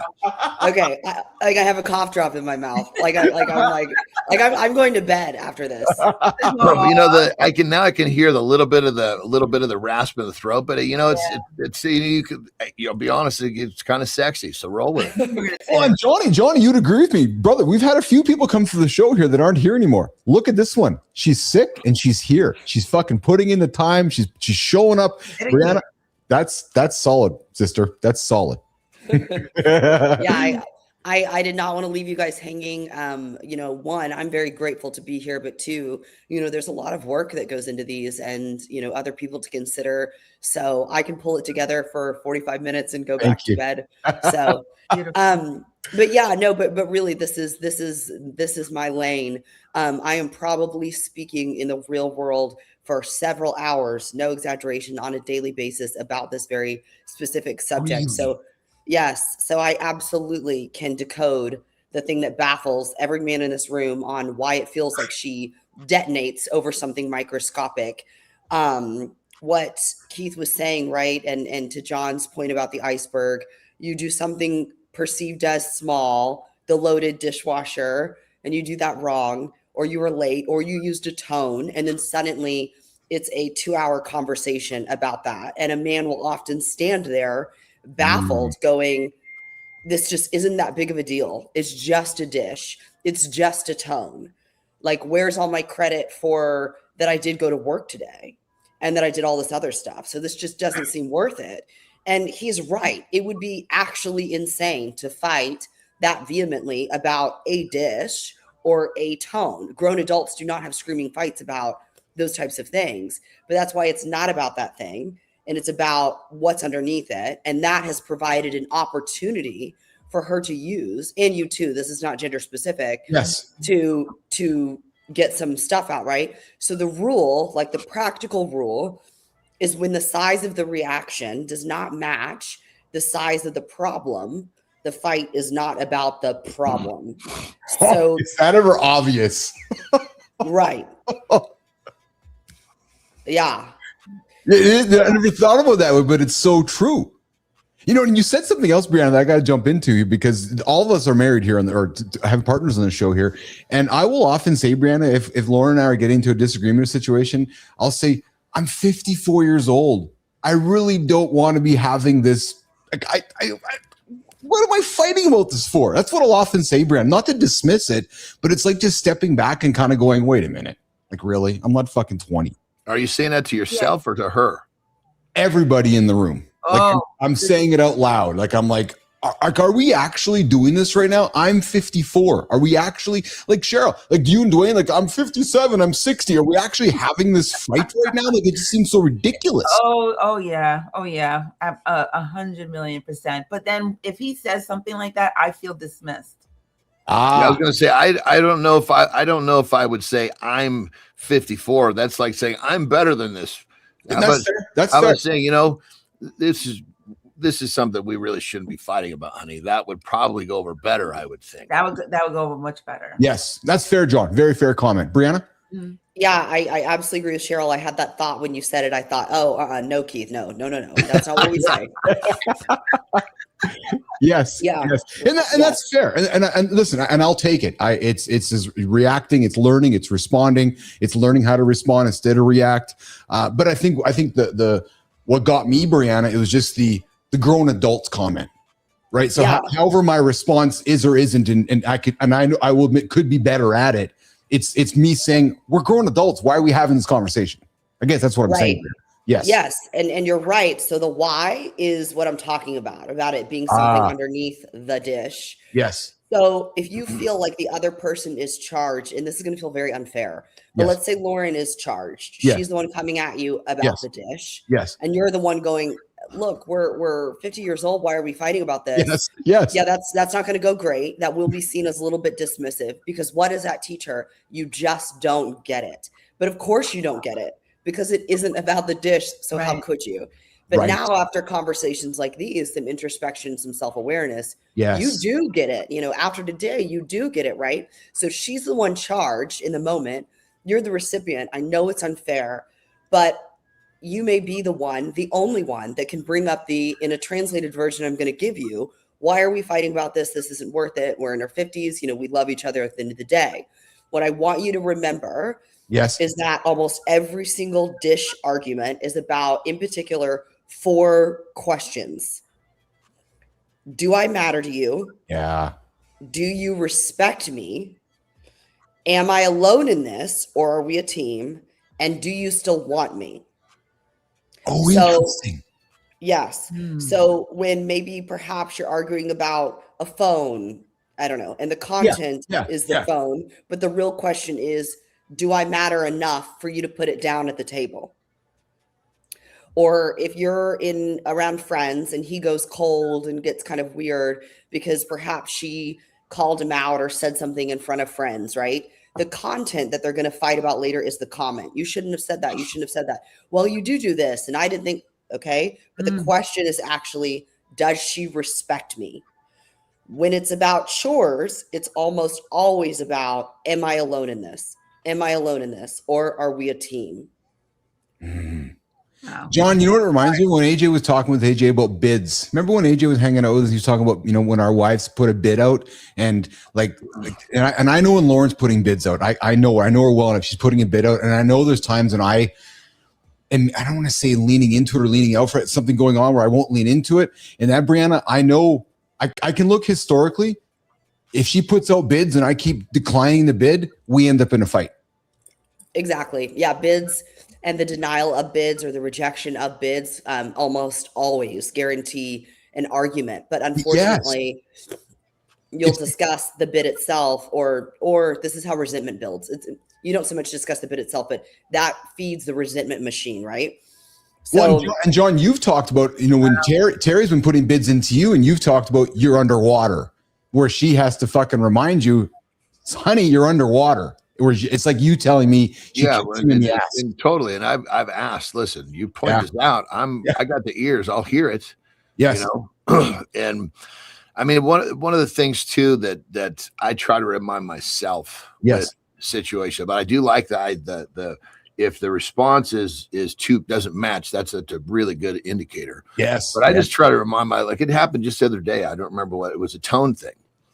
And and it was a total misunderstanding of the tone. When she's focused and busy, that's like, especially when she's preparing for guests, which we've had a lot of lately.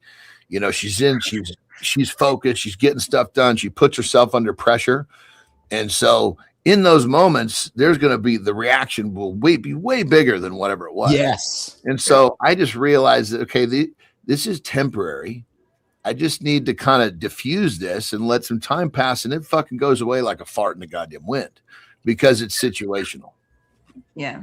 So if I was to put my foot down, you know, this is fucking bullshit. Now all of a sudden I've made a fucking mountain out of a goddamn molehill, when all I really need to do is diffuse it. Hey, not intended to be that way.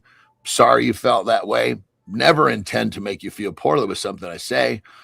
She will kind of just, you know, she hears me. She's not giving me anything really sincere back, but she hears me, which is enough to let the circumstance pass. The whole thing goes away. Yeah. Well, I made those mistakes, John, too, where I wasn't listening, and I would perhaps respond like you did. And I quickly realized, okay, that's not working. I need to learn how to respond differently.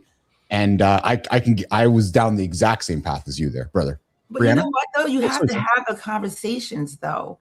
You know what I mean? Like the one we're having right now is awesome. When you have that with your partner and you're talking about those things, it buys you time. You know what I mean? Like or understanding for when it shows up again. Like you guys know, Dwayne and I, we meet every Sunday.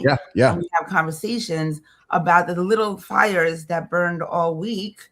Now my therapist is like, well, I'd rather you have those conversations in a moment, but I know both of us well enough to know that a little fire during, like if we address it when it's happening, those little fires turn into big fires. Yeah, I highly disagree with that therapist. Holy Christ. Yeah, I disagree with her too. I love her. She's amazing. But that's the one thing I disagree with. We sit on every Sunday, we sit down either in my office or in the green room, wherever, and we chat about those little fires. And then it gives us more understanding. We've been doing it for a few months now, and those little fires happen less and less. Yeah. What she's talking about is about killing contempt. So the number one thing that will destroy a relationship and the outcome eventually of it is often apathy.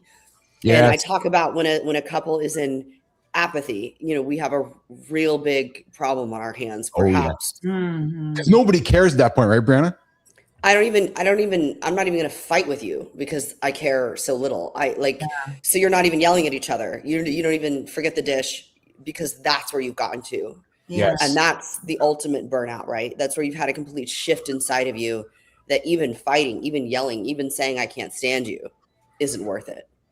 Yeah. I've been, once that happens, it's, you know, when you're trying to exit a situation that's not good for you, that is the fucking best feeling on the planet because you finally had enough. Absolutely. So apathy can be the best thing. He's right. If you're trying to, hey, I'm stuck in this cycle. I'm stuck in this toxic relationship. It feeds me. I know I shouldn't be in it. I know this isn't my person. Yeah. Bring on the apathy. What a beautiful thing that you eventually reach that stage. Not only that, it allows you to leave. It allows you to recover. So yeah, it can be a great thing. But for the couples that want to stay together, you know, contempt is sort of what precedes that. And contempt is what Cheryl is talking about, where they're killing that contempt by having that 20-minute or hour-long, whatever, weekly check-in, because couples keep scorecards. Okay. Couples keep scorecards, couples keep ledgers, right? And that's the dish, and the explosion is often about some sort of scorecard, right? And so when you're meeting and talking about what felt good, what didn't feel good, where you felt alone, you know, blah, blah, blah. And this sounds like overly corporate, but it's really not. But that is killing contempt. But what it's also doing is just erasing these things from this scorecard and this ledger that can really get away from you. I'll make some confessions. In my previous world, pre-Kilimanjaro, I never fought. We never fought. Divorced.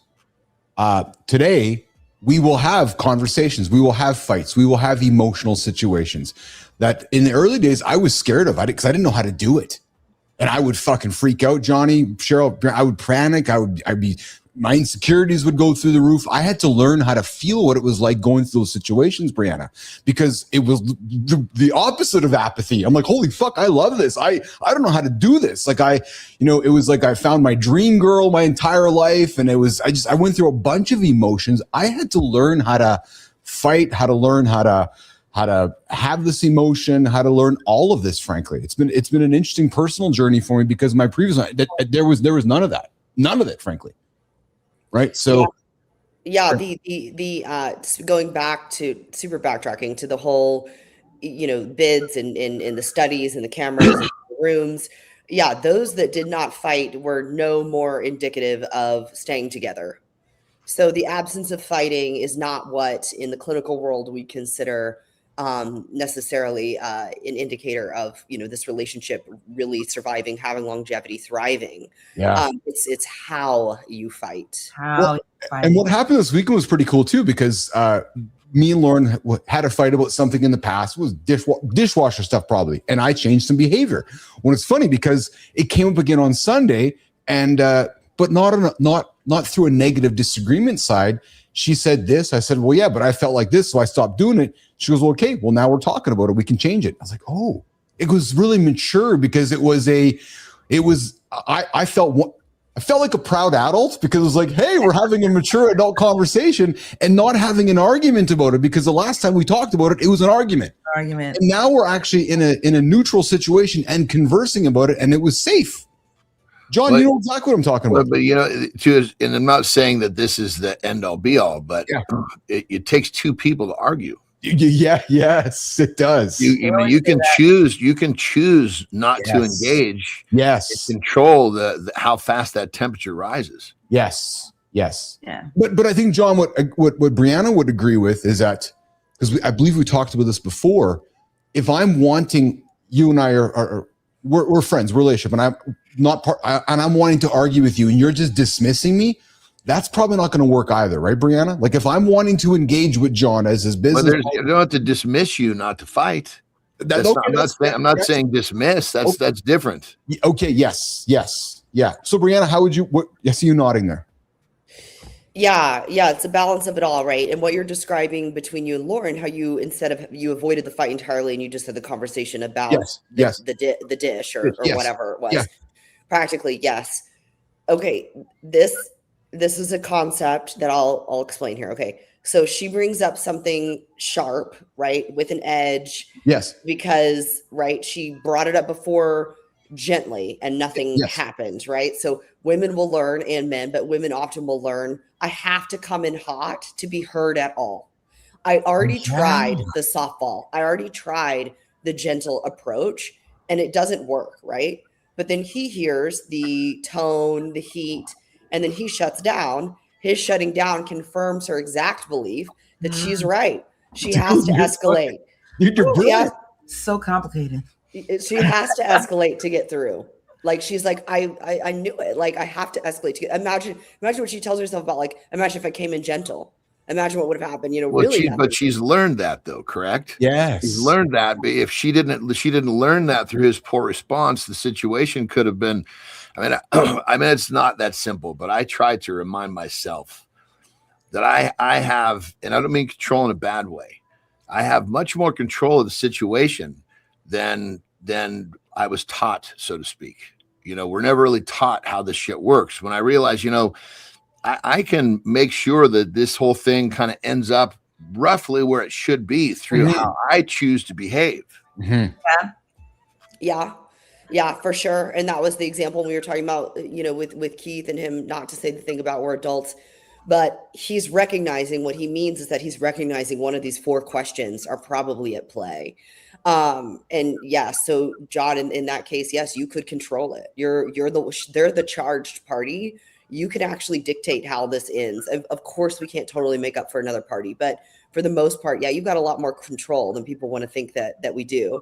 But anyways, because I want to finish what I was saying. So the escalating, right? So she's escalated, whatever. He shuts down. She's like, okay, I knew it, and this is how I have to show up to get any kind of. And then what does she do next time? She gets even bigger, because he shut down when she came in hot, right? So it wasn't hot enough, right? And even sometimes if it's a fight back, that's what we're so desperate for, is just engagement, right? And yeah, this he is not, cares because he's actually he cares. responding this time.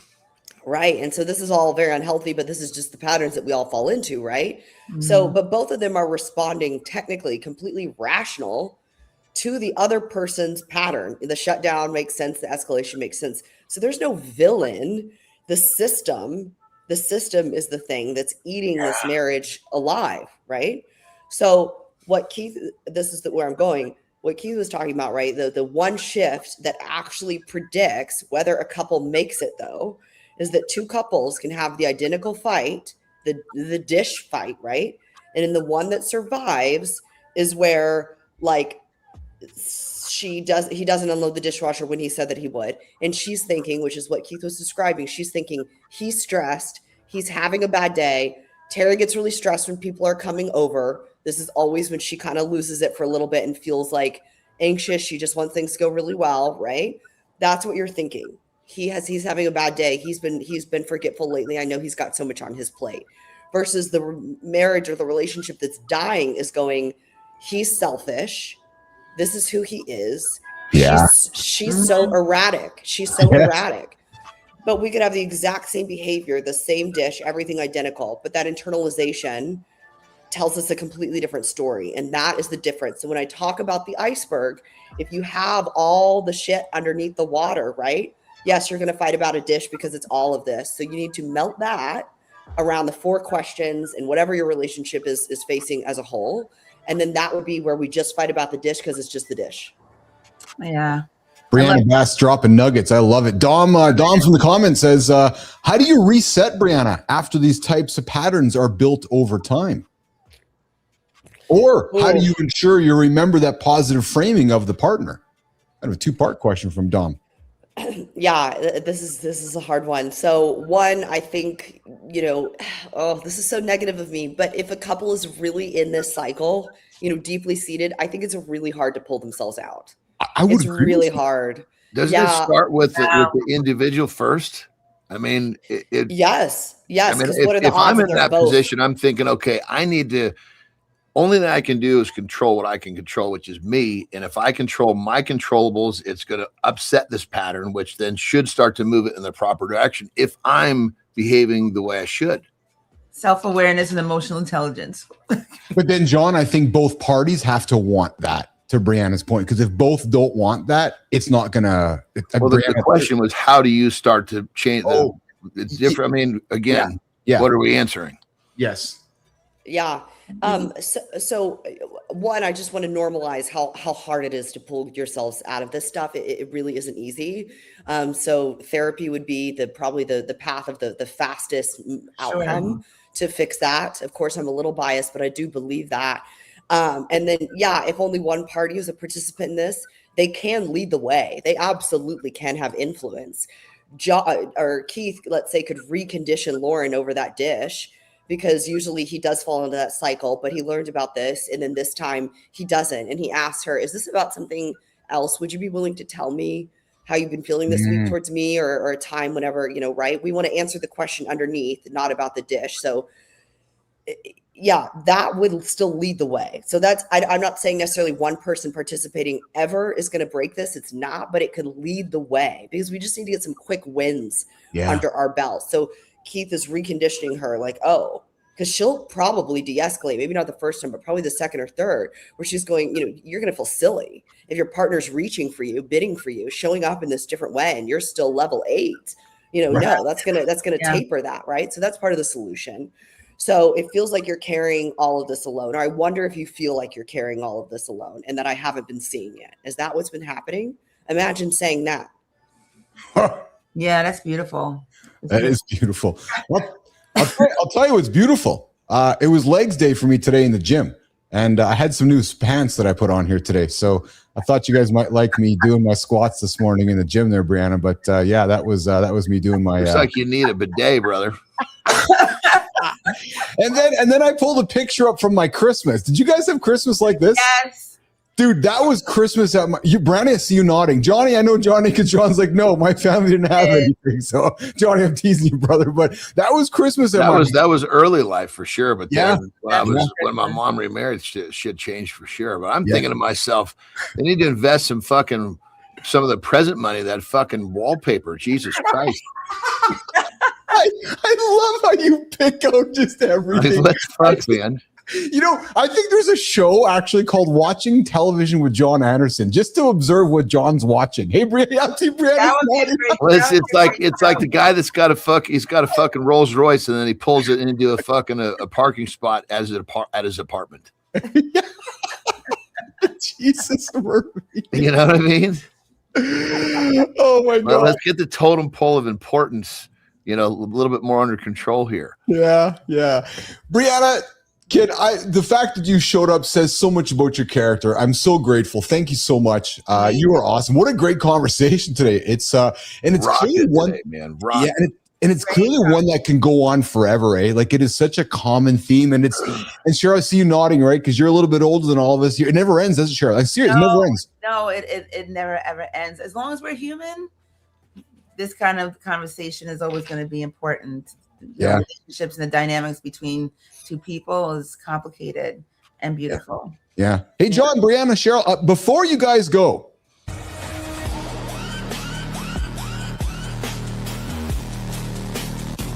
Hey, John, before you go, did you see this clip where someone plants a skyscraper-sized fake turd in a public toilet like it's a modern art exhibit? The janitors walk in, freeze, and one goes, "That's a massive turd," like they just discovered Bigfoot with bad fiber. And it's standing straight up, proud, vertical, disrespectful, like the toilet's being punked by a demon with a sense of comedy. Dude, they start comparing it to Bigfoot, a homeless guy, anything but someone bought a poop prop and chose violence today. The comments are wild too. Half laughing, half gagging, plus a whole section in Kinyarwanda like the algorithms touring East Africa. Hey, John, you're the resident shitter guy, so tell us, what's your personal poop scale, and what happens when the scale hits category 5?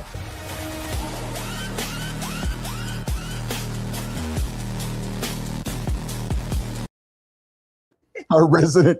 I got to say, right out of the gate, I'll tell you, I'm much happier in that fucking goofy outfit now that my girls came up with the same outfit. We took off in that car together. I'm much happier with that. You look good together. You look good. Yeah, we were good, man. We were good. When she came walking out, I was like, okay. Well, I feel much better because when I showed up in that, I was like, Jesus Christ, you know, what is that? But you made it all better for me, so thank you. That's awesome. Oh, Brianna, you get some rest, kid. You going back to bed now? Yeah. Yes, I am. Yes, I am. You're a trooper, Brianna. So much love for you. Thanks for hanging out with us. Okay. Bye, guys. Great to see you, Brianna. Get some rest. Hope you feel better soon. Awesome. Brianna's out of here. Brianna Bass every Tuesday. Go check her out on LinkedIn, guys. We got her LinkedIn profile rocking and rolling. Her Origins campaign is rolling, and we're all getting to know Brianna. She shows up with us every Tuesday. What a trooper, man. A lot of love for that. Wow. Great conversation. Yeah. She's definitely, she sheds light on things that I think most people just don't get. I agree. I learn something every Tuesday, and John, I always come back to this, man, because it's something, you know, not to blow smoke up your ass, but I hang on this one, man. I'm not always perfect at it, Cheryl and John, but I work every day at reacting instead of responding. I got you. Responding versus reacting. I'm sorry, responding versus reacting. Yes, we knew what he meant. We knew what he meant. But I'm serious, man, and I'm the first person to admit I don't always succeed at it, but I try.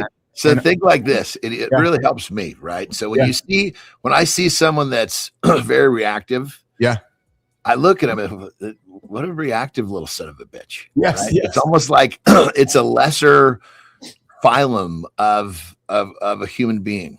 Yeah. But it's very easy for me to look at somebody that's doing something I don't like and not do it myself. So just think like that. Or do you want to be one of those people who fucking freaks out over something that's so stupid? Yeah. Oh no, and I gotta tell you, man, I've improved thousands of %, especially like in my relationship with Lauren. Like because and I'm not trying to give you guys the impression that I was fucking off the horse all the time. No, but it's just that when my dad was a responder. I'm sorry, a reactor, right? And it was a habit I've had to relearn. You know, the beautiful Yeah, thing I'm about gonna it, brother, unlearn it's it, a right? blessing that he was a reactor, because then you got to see exactly what you don't want to be. Bingo, Anderson. Yeah. But I think it's easier to understand what you don't want, I agree. and then what you do want in many cases. I agree. But this show and us talking about it, it's been a game changer for me, because I could tattoo it. It's I have such awareness about it. Like I have, and I don't always succeed at it, but I have so much awareness about Well, it. nobody always succeeds at it. That's for sure. Yeah. You're present, right? You're at, like, that self-awareness is. Well, check this out. I just gave this fucking tip to one of my clients. We're working on this mental framework. And so the end of the call was, okay, what is it that of all the tasks that we've had you doing, because he's really developed, what is it that you're having the most trouble with?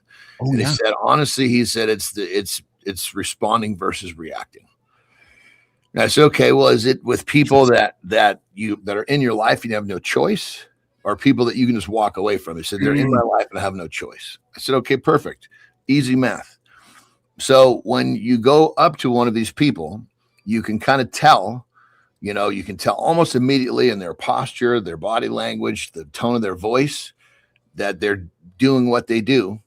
So you basically need a physical trigger to tip your mental basically position.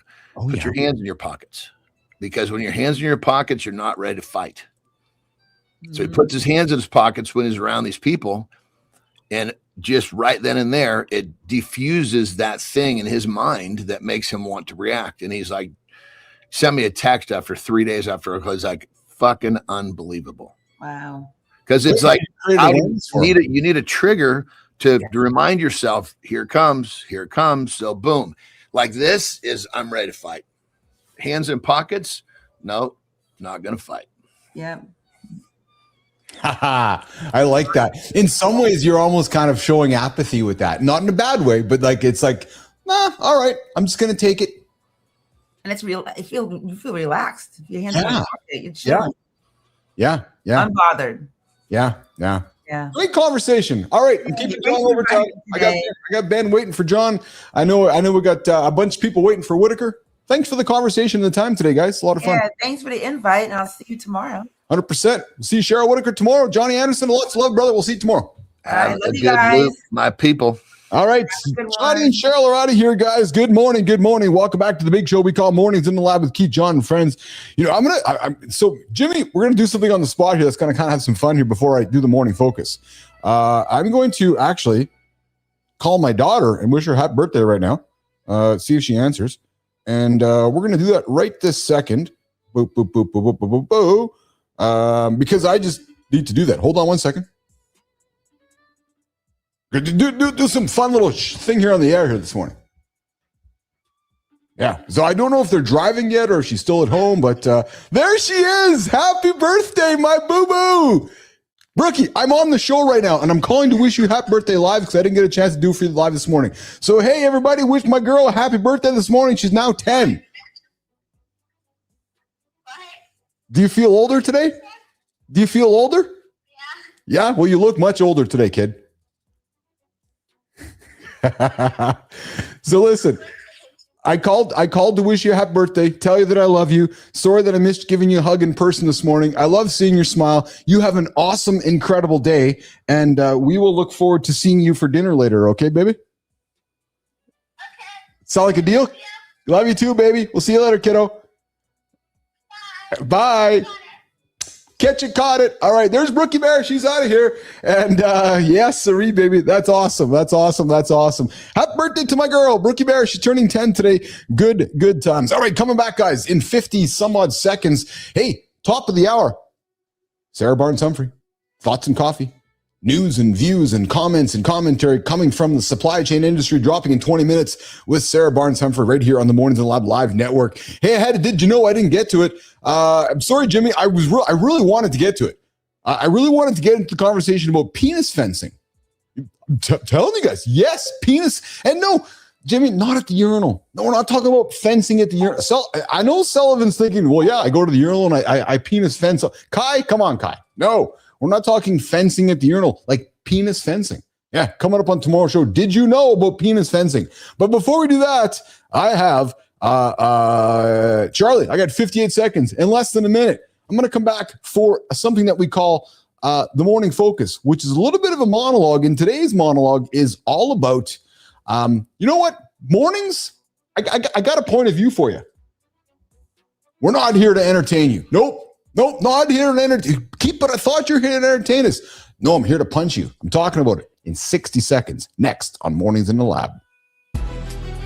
We're not here to kill time. We're here to start the day like it matters. If it doesn't sharpen us, it's just noise. Morning isn't entertainment, it's orientation. If we start soft, we spend the rest of the day catching up to ourselves. We say we're just waking up. Most days, we're dodging the wait. We scroll so we don't have to choose. That drift isn't harmless. It taxes our patience, our focus, our relationships. We feel it at noon, then call it stress. Being seen is the baseline. Comfort alone doesn't change us. Sometimes we need a clean hit of truth to stop the negotiation. Live matters because it has risk. Risk creates trust. We can feel the difference between a person present and a performance polished. So here's the standard. We don't begin the day numb. We begin awake, accountable, and willing to hear what we've avoided. Chief's monologue takes it from here. It's not a lecture. It's a wake-up call with teeth. Morning begins here.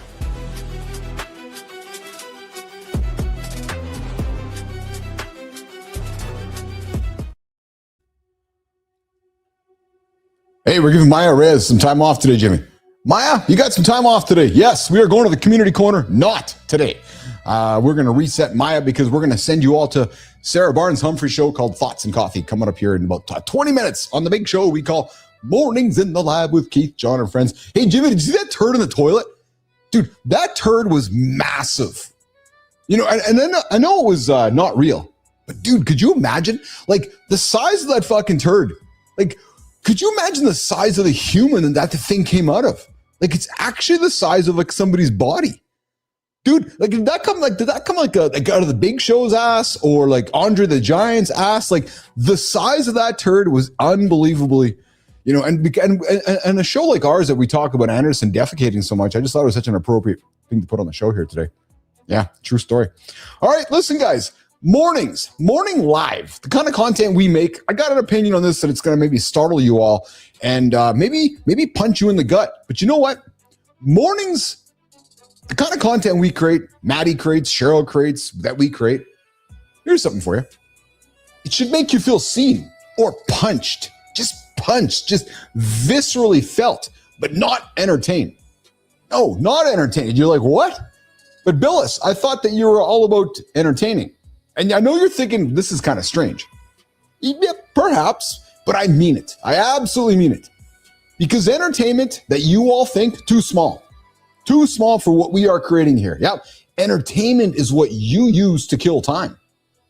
Mornings, the habit of the morning. What we do, what you do, what we do collectively is not time to kill. No, think about it, guys. Morning is the beginning of good habits. Morning is the beginning of the day. It actually is the frame. None of us are thinking this way, which is I was really excited to put this on the table here today. Morning is the frame. It's the first emotional weather system of the day. It's the first voice in your head, the first room, the first signal that comes to you. And if the morning media that you consume, that's over there, that's not on our show, does nothing but mildly entertain you, I got to think that the content is failing.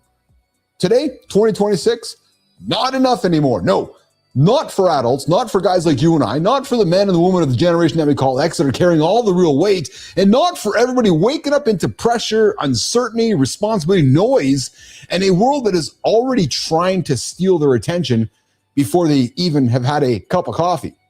No, mornings, the live conversation that we have and that we're looking to build with you has to do more. It should make you feel seen. Like someone understands the actual weight of your day, the stress, the absurdity, the fatigue, the ambition, the fear, the reason you show up in the comments to hang out with us today. It should make you feel like you're not the only one trying to hold it together while the world pretends everyone is fine. No, that matters.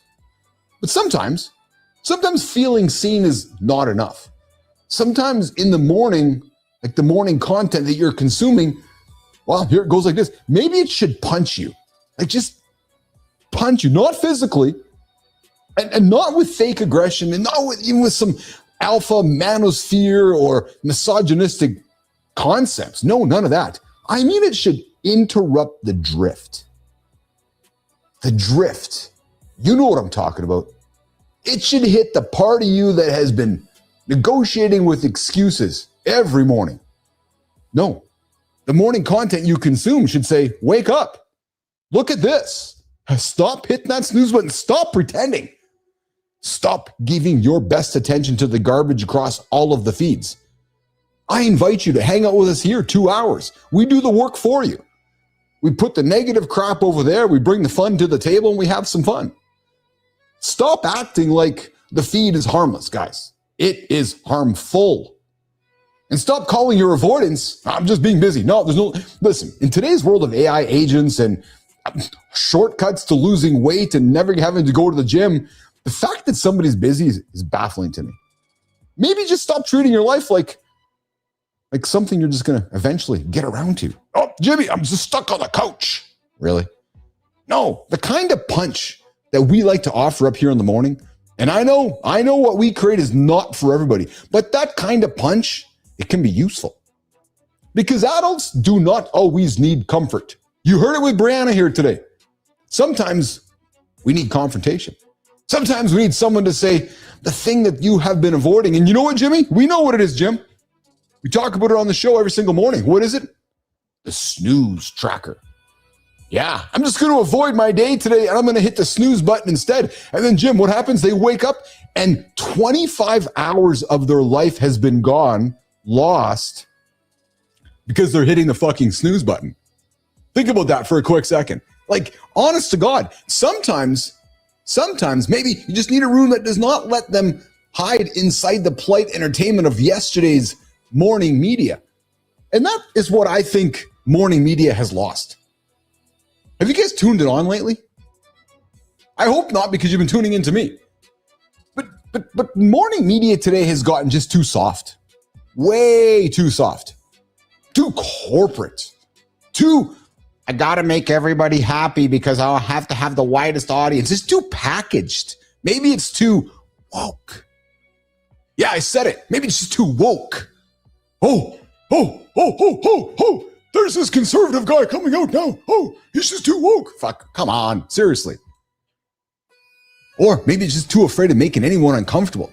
Oh, I don't want to make somebody uncomfortable watching my ABC or CBS or NBC morning show. And you know what happens, guys? Look at the numbers. The results are boring. Not calm, boring. Because there's a difference. Calm, presence. Boring, no pulse. Maybe even apathy if it's boring. Mornings, the kind of morning content I want to wake up with, the kind of morning show that I want to make for you guys, the morning magazine that we call Mornings in the Lab with Keith, John, and Friends should have a fucking pulse. It should feel like anything could happen. A joke, a fight, a confession, a sharp take, a moment of clarity, a guest saying something absolutely unexpected. A host changing direction because, fuck man, the room shifted. Yeah, true story. Or just letting it fly. That is the power of live. That's the power of live, unpredictable morning conversation like we like to create here on Mornings in the Lab. It is alive because it can surprise you. And surprises wake people the fuck up. That is why edited content, sure, I get it. It cannot fully replace it. Yes, edited content has a place. It can be useful. It's beautiful. It's smart. It's packaged, but it does not carry the same risk that I put on the table and you put on the table hanging out with me every single day. Because hey Jimmy, what does risk do? What does risk do? We hear it all the time. Teams that play together, fight together, win together. Guys go to war together. They put themselves into life decisions, risk decisions. What does it do? What does risk do, nation? Oh, I'll tell you what it does. Oh, and you guys all just are missing the boat if you're sticking back recording your content. And this is the most obvious thing on the planet. The most obvious thing that everybody can't wrap their head around. What does risk create? It creates motherfucking trust. That's what it creates. It creates trust together. Because when we are live collectively every single day, Monday through Friday, 8 o'clock live on Mornings in the Lab, people like you, like me, can feel the difference between a person and a performance. You know that I'm actually here live with you. You can feel whether I'm hiding behind the notes or I'm actually leading a conversation. You know whether this is real or it's just a bunch of bullshit. And that is why I believe and we believe. And to those that are on this journey with me, I know you believe like I believe. Mornings wide open. Not because the morning needs another show. No, the world has enough shows. I believe it's missing something. It needs a better room. Rooms that help people begin the day with more honesty, energy, humor, clarity, and maybe, yeah, I'm going to say it. Well, I'm going to fucking say it. You want what I'm going to say? And maybe some discomfort. Because discomfort is not the enemy. Discomfort creates curiosity. Numbness. Too many of you. Yeah, I just said it to you. Too many of you are waking up numb, scrolling the same feed, drinking the same Kool-Aid, not having your views challenged, reacting before you choose, letting the inbox define your day, letting the headlines set the mood, letting those strangers rent the space in your nervous system. Is that the way you want to fucking live? I don't. So I created the opposite. And Cheryl and Matt and John and the whole team has joined me. Mornings should not simply distract you from that. It should break you. It should help you rise to achieve the biggest fucking goals in your life. It should create a better entry point, a room that says to you, here, you matter here. We don't care what your skin color is, what your sex is, who you sleep with. You, Mr. Human, Mrs. Human, the generation that we call X, the boomers, you matter here. Here's what's ridiculous. Here is what we're going to let us talk about today. Because here's the thing you might need to hear, even if it stings, because that, my friend, is not entertainment. That is framing. That is being clear over clever. That is a service. That is authority. And yes, it can be funny. It should be funny. And we do it here daily because humor is one of the best ways to tell the truth without making the room collapse. But guys, the point is not just the jokes. The point is being alive. The point is coming back. The point is helping people feel less alone and more awake. Yeah, I said it. Awake, not woke. That's the standard. Because if the morning you're waking up, it does not make you feel seen, sharpened, or challenged, then what the fuck are you doing? What are you listening to? Who are you tuning into? Where's your morning going? What, are you just filling space? Are you just creating noise? Are you just adding another layer of content to a world drowning in more content? No, fuck it. I know you can, we can. I think we can all do better. I think mornings should feel like walking into a room where people know the world's insane, but they refuse to let the day start with surrender. They don't hit the fucking snooze button. They show up with us, with you, the collective community that we call the Mornings in the Lab universe. So this is what I want. Not to create passive entertainment for you guys. No. I want to create a space, a wake-up call, a room, a ritual, some laughter. I want to introduce a ton of risk just to build a little bit of truth. And nation, every once in a while, you know how we started it. I'm not here to entertain you. Nope. Because every once in a while, you're going to thank me. You're going to be thankful. And you're going to be grateful for the punch that you receive for joining Mornings in the Lab with Keith, John, and Friends.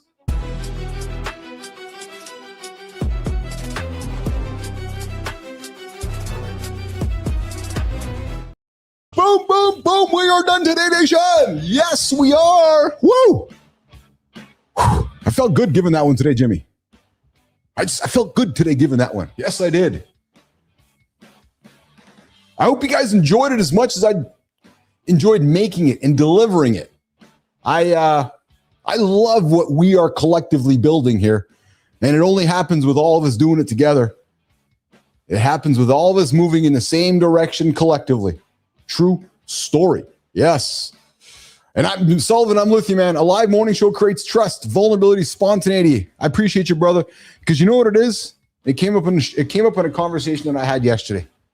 somebody said to me, what's the future missing? And I said, well, trust. You know what I love about it? We linked it back to risk. What we do, so sure, it's risky. We could fall, we can fuck up, we can make mistakes, but that risk builds trust with you, it builds trust with all of us. It creates it ensures no apathy creeps in, because every single day we are walking towards trust. All right, coming up tomorrow. Oh, I gotta get my outro. Gotta get my outro ready here. Here we go. Yes, this was the show. Guys, we had a great conversation today with Brianna Bass. The fight is never about the dishwasher, guys. No, the fight is about whether you are still curious about the person you live with. The fight is about everything underneath the tip of the iceberg. Oh, yeah. So if you have not asked your wife a real question in 6 months, have you? You're not in a marriage. You're just in a logistics arrangement. Speaking of logistics, coming up in 5 minutes, the Logistics Super Show with our very own Sarah Barnes-Humphrey. So guys, if you haven't asked your wife a question this week, hey, sisters, if you haven't asked your man a question this week, do it. Fix it. Not someday, not this week, not next week, today. Just today. Have a conversation. Sit down. Be interested. Be curious. Coming up tomorrow, we're talking finance. We're talking a bunch of crazy shit happening in the world on the big show we call Mornings in the Lab with Keith, John, and friends. The financial identity crisis nobody talks about after 50. Oh, baby, we are. We're having it tomorrow. And of course, on Thursday, what faith actually looks like for men who stopped believing. And a bunch of guests coming up. And of course, on Friday, Dr. John Petrocelli is back in the chair for some no BS or BS. I'm the Handsome Chief. My name is Keith Billis on behalf of Kai, Jimmy, Melissa, Sullivan, Dwayne, Cheryl, Brianna, Charlie, I know Rico, Fel, Jim Hammer, and everybody else, Petro.